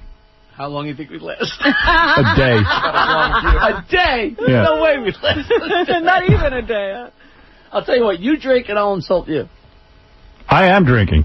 And I'm insulting you. So. All right, so let's take a break, and we'll be back right after these words. You're listening to a man who isn't afraid to use the word penis often. Howard Stern. Who's the man? Huh? Who's the man? I'm the man. Stern. That's right, I'm the man. You're the woman. I love you, but I do like you a lot. Really? Brutal. The Howard Stern Show. Come here. Come on. Let's go. Get over here, you. Why, you? Come here, I'm gonna eat you! Get in my belly! Spread them. Oh. I'm hopping on. That's right. Oh, yes, that's it, baby. Oh, yeah. There you go. I'm so macho. nude pictures of myself this weekend. Again. I had the tripod out. Oh, my. I puked. Oh. I didn't look bad. I ought to show them to you, Robin. Yes, I would like to see. I'm going to show you Are they mine. artistic? No. I mean, I took them myself. See, you could become the king of self-portrait. Yeah. I'd be the king. Imagine being the king of that. I took some beautiful nudes. Let me see those. Okay. See what you're up to. I'd like to show them to you. Because I do believe that getting naked before a camera is an art. Yes. I'm very, very good at Not it. everybody can do it. You can have a decent body and not do any work. That's right. I have a bad body, but what I do is I have a way of photographing it to make it look good. See, your body's photogenic, Right. as they say. And you can compare me with Mr. X, who seems like he's in pretty good shape. He's okay. Yeah? He's okay. To look him over. He's big. Sure he's big. Thick. Thick. Like a can opener. Like an electric can opener. No wonder she's not in a bad mood no more. Like a thermos. No more? You're never upset. Big hard one. Let's talk sports. Go ahead. There was a big fight this weekend. Lennox Lewis versus David Tua. I didn't even know about that. You know, Lennox just doesn't generate a lot of excitement. But why didn't he come in and promote it? Because he doesn't promote, and he doesn't have anybody to fight. We really need somebody to step forward to fight Lennox Why doesn't Lewis. he fight Mike Tyson? Well, that's what they're saying now is the only fight that could make his legacy. Because the guy is a great fighter, but he doesn't have any real competition. The only real competition anybody can see is Mike Tyson. And the reason they won't get together Why? is because of TV. Why?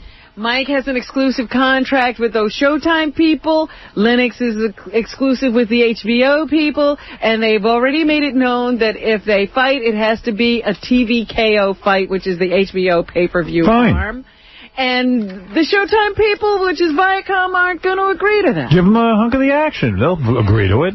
Well, that's what's been keeping them apart so far. Oh, come on. That can be worked out in 5 minutes. Well, you better get in on those negotiations. Or maybe the president ought to leave the Israelis and the Palestinians and fix this thing. But money doesn't just talk, it yells. Trust me. Why wouldn't everyone get in on that? I would love to see that fight. I would love to. Evander Holyfield was beaten by Lennox Lewis. Twice. Do you believe Mike Tyson could beat Lennox Lewis in hand-to-hand combat? I believe that Mike Tyson of about 10 years ago. I didn't ask you that. Oh, Do you I have believe... to talk about the Mike Tyson now? Yes. Mike Tyson is versus Lennox Lewis. An unknown factor at this point. Don't forget, they take him off his medication and they let him loose. They didn't take him off last time. This time they would. From what I understand. This time they would. I have to look into this further, but he was more controlled and actually could stay in the fight this last time. Off his medication, there's no guarantee he'll even finish the fight. Lennox Lewis would be better off fighting a tiger. Maybe that's what we have to do. Get animals in the ring with Lennox Lewis. Well, why not just take Mike Tyson and Lennox Lewis, pay whoever you got to pay, and let's get it on. I don't know. I'm ready to rumble, but nobody else is. I'm gonna kick your ass and punch you so hard I'm gonna punch that accent of yours out of you and make you speak black. So you're gonna talk like a brother when I'm done with you. I'm gonna make you talk black. I'm gonna bite you and pummel you. I'm a bright man. The Jets and the Giants both lost yesterday. I was watching the Giants lose. That was a heartbreaker. Yeah. They couldn't do anything with that team. The Rams, the St. Louis Rams. Yeah, I saw that. And then the Jets did it again. They were playing the Indianapolis Colts. Indianapolis Colts. That's a long name. Right. And they got down by about 20 points before they started playing. I know. And then they came back and almost won it. Yeah, but, you know, it's got to be the middle of the third quarter before anything starts to happen. Howard, you know, they've lost their last 3 games in a row, all within the last minute of the game. I know. I don't know why it's got to be that way. I guess they just, you know what, I think they get loose when they're losing, and they just... But you know what's weird? Vinny Testaverde is so bad the first half. Yeah. Like yesterday he threw 2 interceptions, then all of a sudden he gets so good. Because he gets all loose, because nothing matters. The reason they had all those points was Vinny, and then he has to try to make them back. He needs to be losing in order to get loose, I think. And they say, you know, the games aren't long enough. They need about a 5-quarter game for him. If the games were a little longer, the Jets would win. It's a shame, too, they because... They got to figure out how to start playing a little earlier. They were doing great for a while. Yeah, so... it's over. Now they're in 4th place or something. See what happens? See what I try to tell you? What else, Robin? Anything? Everybody's been waiting for this. Patrick Ewing and his new team will be playing the Knicks tomorrow night. Don't say everybody. I wasn't waiting for it. All right, I thought you were. I could care less. That was a great thing. Didn't they lose to the Nets? Who? Patrick Ewing? Yes. Yeah. They've been losing to everybody. Yeah. But Patrick will be back in New York, only in a different uniform. Well, he might be able to beat the Knicks. And tonight on Monday Night Football, who is it? The Oakland Raiders. Versus the Denver Broncos. That's right. Big game? It's supposed to be a good game, yeah. All right. Denver's favored, I think? They should be. Right.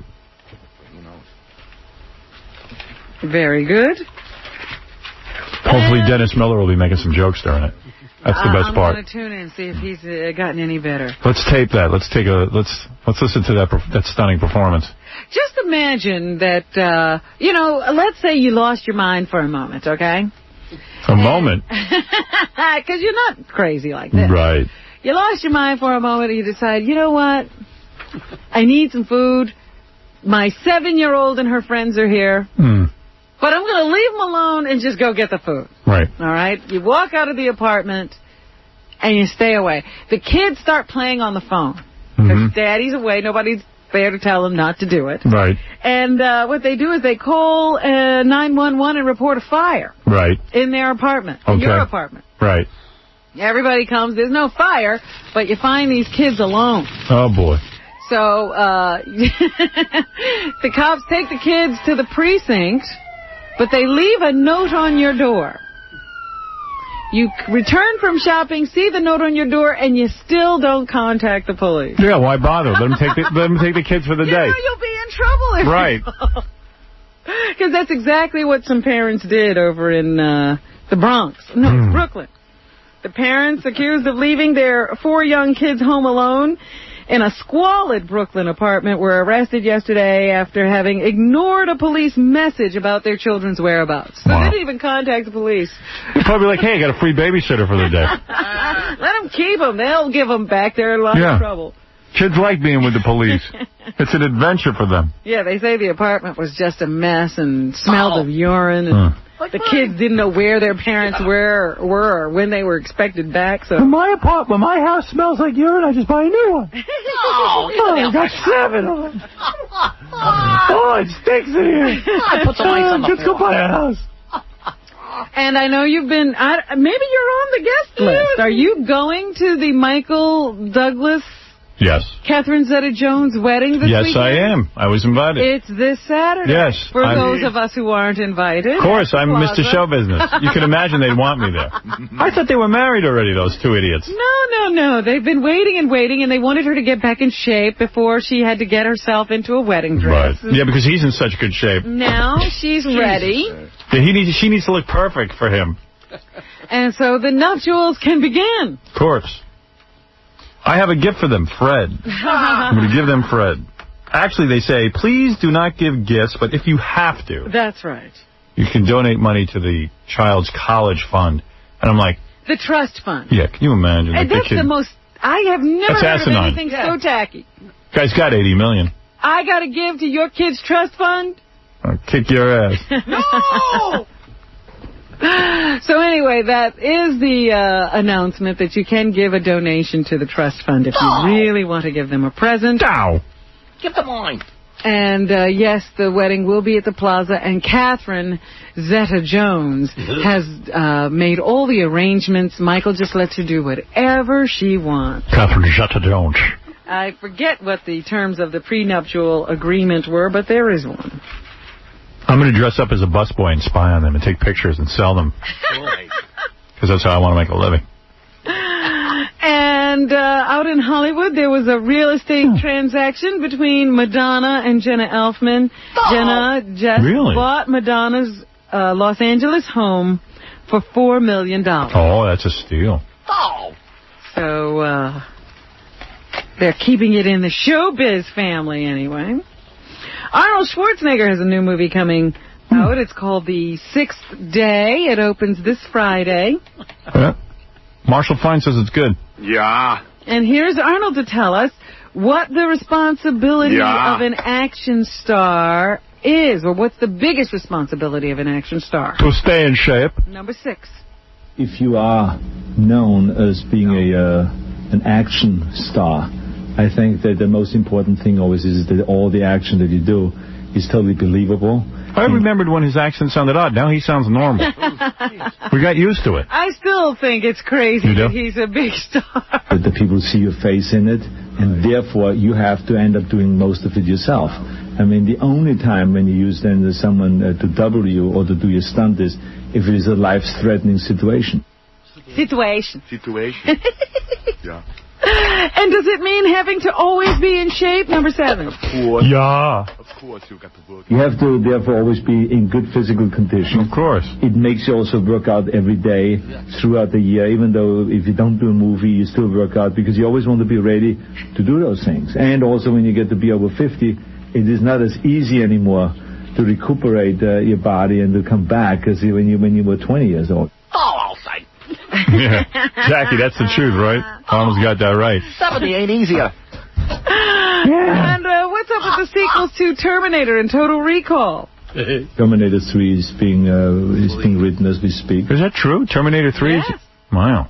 Great idea. As a matter of fact, there has been a finished script and it's being rewritten now, all kind of finalized. Total Recall has been written. The only thing is, unless I can clone myself, I cannot do all those movies at the same time. It takes so much time, you can only do really one movie a year. I mean, realistically speaking. I mean, if you do... Yeah, I've limited myself to a movie a year. So have I. That's all I can do. Nobody else is buying it. Yeah, I actually can only do one movie every 5 years. More than that, you could not be part of the development of the movie, the marketing of it, the making of the movie, and all those kinds Paulie Shore just called. He said he can do 5 movies a year. He's got a way to do it. As many as you want. of things. And I always like to... Jackie does a movie a week. How many movies have you done? I got 6 coming up. He's got 6 movies. Jackie's almost like a porn star. Right. He's much part of the whole... Believe me, those are porn movies he's in. From the beginning to the end. The end. I would have to be triplets or quadruplets to do the amount of movies they want me to do. I'm going to twin myself. I would have to be twins at least. All right. The Grinch opens on November 17th. Oh. That is the new Ron Howard, Jim Carrey movie.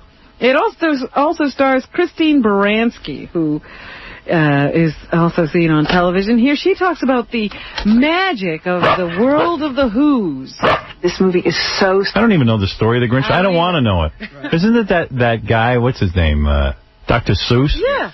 I hate Dr. Seuss with a passion. I never liked it. I never knew what he was talking about. I hate him here. I hate him there. I loved Dr. Seuss. Cinematic. But I don't want to see You do? this.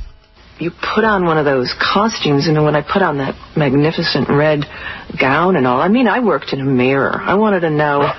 Oh, who cares? Really? So Can we be done with that? Screw that. So anyway, the number one movie at the box office this weekend was Charlie's Angels for the second week in a row. $25 million. And beating with ease the new Adam Sandler film, Thank Little God. Nicky, that only made 18. No! Thank God. Thank you. I want to thank the people for not We seeing applaud that. you. We applaud you. Because I was getting crazy from him being that successful. That means the Angels have made $75 million in 2 weeks. Wow. Well, that's good, because I know Betty Thomas is involved, so I'm glad when she makes money. Yeah. That was a wonderful thing, and we're very happy to see that Little Nicky struggles. Good. I'm going to call Ivan Reitman and ask him why Little Nicky didn't do well. Right, he gets him so Because he much. claimed to me he gets Adam Sandler. You know what we should have done? We should have talked to him beforehand, because Yeah. I'm sure he's already seen it, Yeah, and asked him how the movie was going to do. right. Since he gets him. I got to talk to him about that. Really? I'm going to call him today. I'm embarrassed for him telling those lies. Yeah. He gets it. He don't get it. Anything left, Robin? Rage Against the Machine, Yes, they broke up. a big group. They have not broken up, according to Tom Morello. The lead singer left. Number one. I mean, no, I don't have that. Tom Morello's not there. What I do have is that Tim Comerford, who's of Rage Against the Machine, he's going to talk about his actions during the MTV Video Music Awards, where he climbed up into the scenery. My reasons were my personal reasons. And so it wasn't like anything that I could wield a banner and say, save the whales or something. Like, it wasn't like that. Yeah, no reason. It was totally personal politics, that went down there. In my mind, I visualized the whole structure on the ground, and the next time they came out from commercial break, I wanted people to see destruction, Obviously, I didn't want to hurt anyone because I didn't do it. All right, interesting guy. Well thought out. Yeah, his own personal politics was what we were saying. Okay. And that's what's happening. He was seeing his own personal nervous breakdown. Jackie, Way Too Many Heineken Marling is brand new Filthy CD. F. Jackie, available on the Jokeland Web Mall. Or call 1-800-323-KING. And this Thursday, November 16th at the Palace Theaters, Stamford, Connecticut, Jackie. Visit Jokeland.com for Filthy 3D Joke Man and all kinds of different downloads and fun. Stunner and John and the Donkey Show every Thursday night. Benji at Summer Haze on nyexotics.com. KC, book him at bookkc@aol.com. And if you need a DJ for your wedding or Christmas party, Scott the Engineer at 718-BAG-5040. Does a good job. Radio Star.